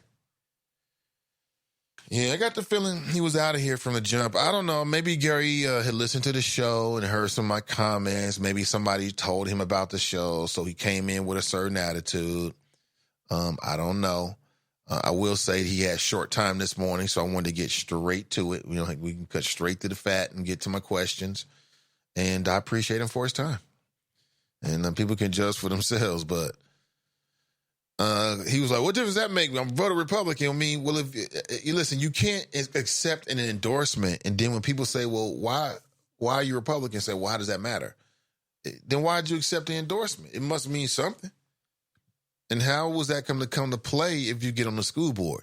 You want to replace Pam Bowers, who I got to try to catch up with tomorrow. Somebody knows Pam Bowers. I would love to speak with her. Tony writes, wow, he came to life with Nathan held on the task. By the way, good morning, Choppers. Iris writes, why is he mad? I don't know. I asked the brother what his special ed policy was. I asked the brother, why are you going after Pam Bowers? I mean, it's a fair question. And I asked myself, if I was going for school board, if it was me, like I told him, like I said earlier, I would be going in the main event because that's where the people who've been there the longest are. That's just the way I would look at it. He said it was strategy. Okay, so strategy, huh? Somebody said it in here like, oh, you see this black woman is vulnerable. Could have been that. Could have been that. Could have been that. I don't know. People have to make them. His strategy might work. Because from what I understand, don't he got TV ads? And I've received a mailer to my house now from Gary Favors. Not all. Let me see, because I've got the Gary Favors campaign finance stuff. Let me jump it. I looked at it, but let me look at it again really quickly.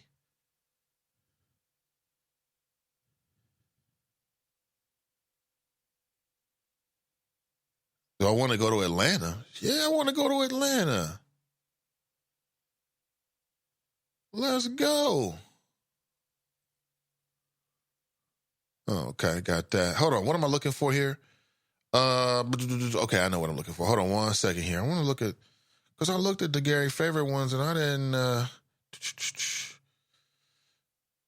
but what'll be interesting is to look at these after the election and look at, okay. All right. Okay, I see you, Mr. Favors. That's interesting. I don't know. It's probably me. It's me and my attitude. That's what it was. I'm sorry. I'm not sorry. This guy's pulling a Donald Trump. I'm going to do this and that, but I don't know how. Fast Pitch writes, okay, so he's not going to reiterate his policy? Got to go to the website, huh? Right. He didn't want to reiterate his policy. He caught attitude. Let me see.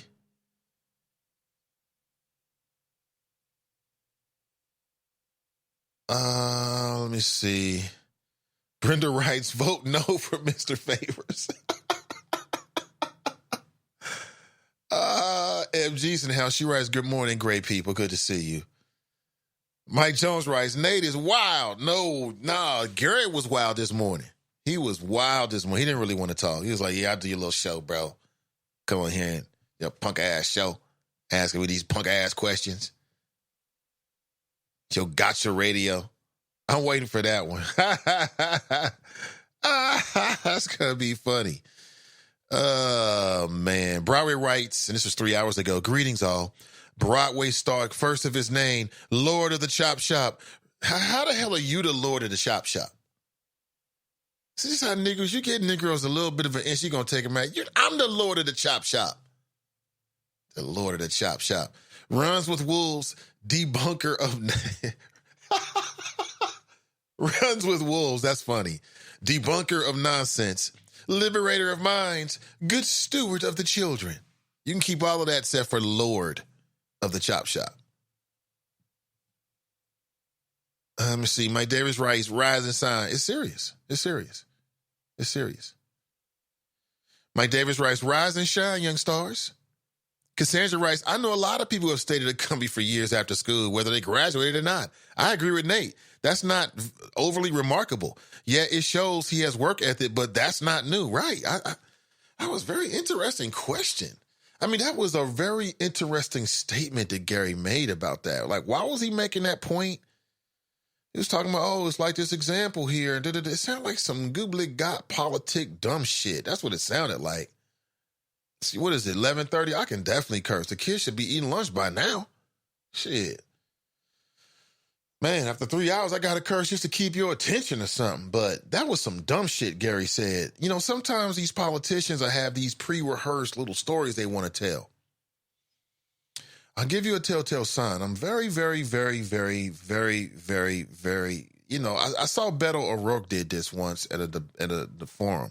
They asked him a question about his connection to, you know, black economics. And this motherfucker started talking about some shit that happened that day. Well, you know, it reminds me of the time I was coming in from the hotel. And as I was walking in, I started this great conversation with Jerry. And Jerry's been working there for 27 years. He's got 2 kids, one in college. And man, me and Jerry went in and had a coffee because they was trying to get my room together. So me and Jerry was having a coffee. And Jerry said some things to me about black economics I never thought of before. So I'm totally in favor of black economics. That is a dumb shit-ass answer to any serious question. And that's kind of the line in which I put that initial little story that Gary Favors was telling. I'm like, what the hell? What the... And you surprised this brother this kid had a job for 7 years? Now, what's the point? I'm sure he's got a fabulous point I've lost, and I got to go back and listen to it. I do go back and listen to the show. Yeah, I probably get in at least 3 shows a week. I am a fan of the Nathan Ivey Show. I listen to my own shit. I do. In particular, I love to listen to the calls. And I love to hear myself read your questions and comments, quite honestly. It's quite amazing. Not because I'm in love with myself, but because I have to stay in tune with how I sound. It is sometimes very difficult. But yeah, I don't know. Maybe that's just me. I'm being too harsh. Yeah, Bernadette was in here. Bernadette sent me a message. Okay, then she jumped inside the chop shop like, yeah, I had to send you a direct message to get your attention. Yeah, you do. If you put like a message up on Facebook, I'm going to see it because I'm getting a notification, but it might be a minute. Direct messages, I don't know, man. I got the craziest phone these days. I just realized my phone's been cracked for a while. I guess I dropped it about 10 times already. That should happen. First time ever, though. I'm a little pissed because I spent $40 for this like super special, you know, plastic shit. They call it like a shock protector. And yet I've got a shattered glass here. But sometimes my notifications don't work as well. I must have turned some shit off or something, but I will get to it. But she said something. So whatever it is, Bernadette, listen, you can hit me up and I will try to address it. Thank you for listening. Nathan, you are doing well. The king came out of you and the G.I. Joe came out in favors as he tried to bully you and control the interview. Way to go and represent for the black community. I never felt like he was trying to bully me. I never felt that way. I just felt like I must have said something that ticked him off. He was like, man, screw this guy and his little show. F him. Okay, I got it. Tony writes, to Nate's credit, each campaigner that's called has been given an opportunity that's real basic. This is your chance to let us know free what you stand for and who you are. What they did was use that opportunity to pass same old talking points. I think one even mentioned MLK. WTF? Nah, bruh. You got to come more correct in the chop shop. Right. You got to come more correct in that. You know, you can't go out there and get some stock images of some black kids and families and put it, and you a white dude, you're going to get hella scrutiny for that. And if you'll do that, it makes me wonder what's under the hood. I'm sorry. That's just what it is sometimes with certain search. I don't judge every book by its cover, but there are some covers that are very, very suspicious to me more than others. I'm sorry. Clue Magic writes, Gary had time. He just didn't have answers to your questions. I got that feeling too. I don't know. Answer writes, roughly 6 to 7, not 14. Thank you for that correction. You're right about that. Speaking of Pam Bowers and the time she spent on school board. Absolutely correct. Cameron writes, truth is that the black Republicans of Cincinnati are not looking for the black vote. They feel like they don't need it. Mrs. Love being black rights, but he is a teacher. He is part of the reason the school district got a D. We have to keep it real. And that's the only way we're going to be able to make the changes.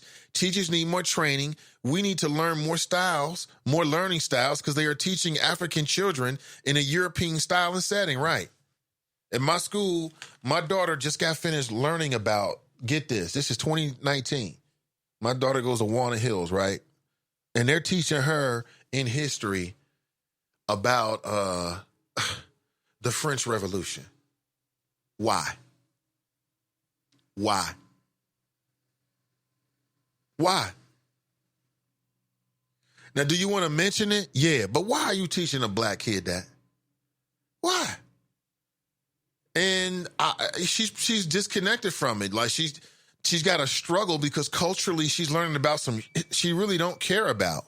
Man, they got 1,000 YouTube videos that you can send your kid to. They can learn about the French Revolution in 15 minutes. Deliver to them with animated infographics in a way that they can actually, understand and want to receive it, rather than spending 6 weeks on it in history class. Now, they was talking about something that was closer to her culture.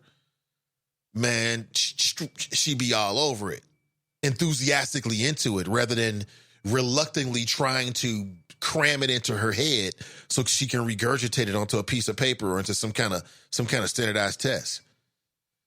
We're in trouble, y'all. That's what I'm saying. Glenn, if Nathan would have asked Gary would he agree with Trump about, he would have evaded the question like he did some of the other questions. Man.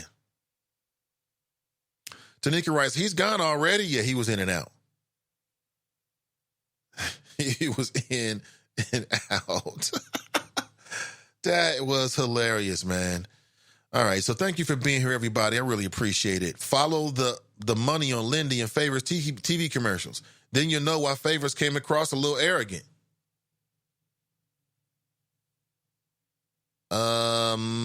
Yeah, I mean, Ben Lindy's got all kind of money. And Ben Lindy, so earlier this week we had Michelle Dillingham, right? She came on, that was last week.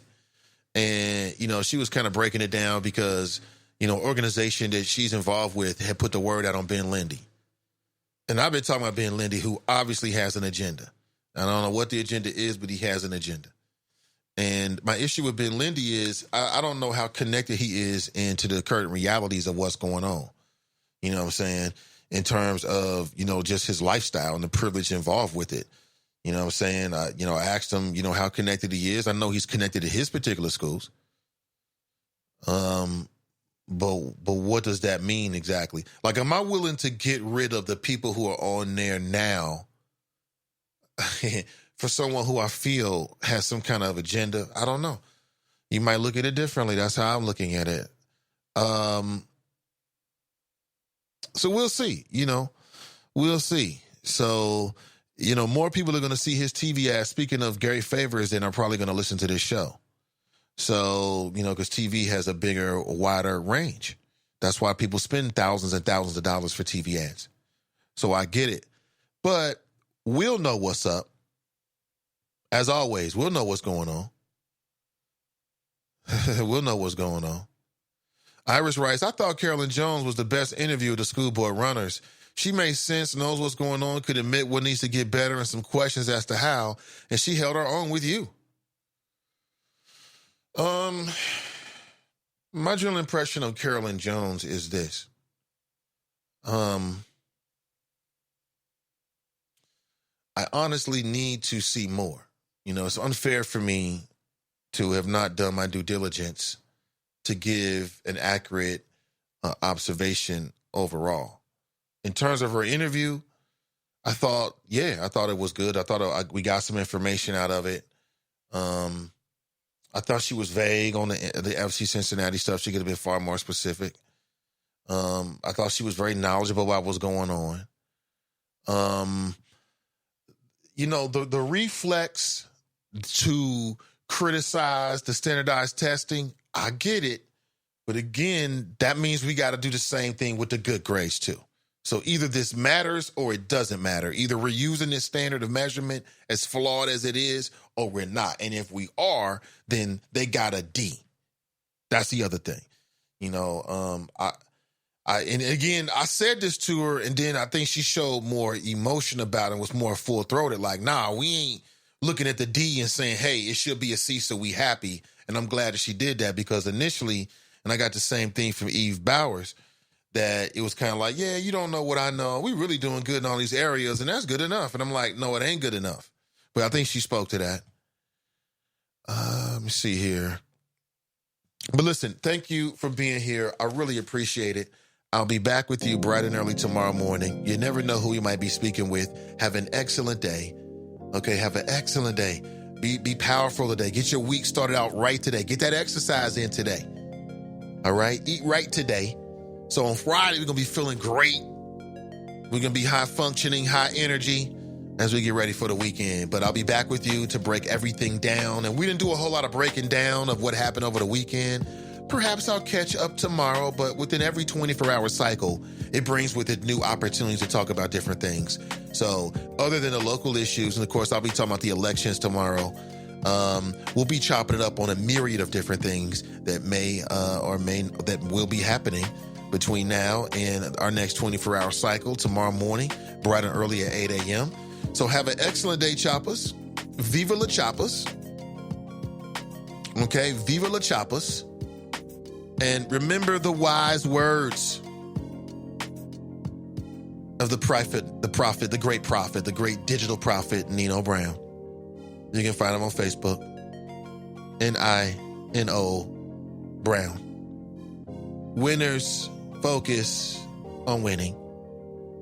Losers focus on winners. So stay focused and stay winning, and we'll talk soon.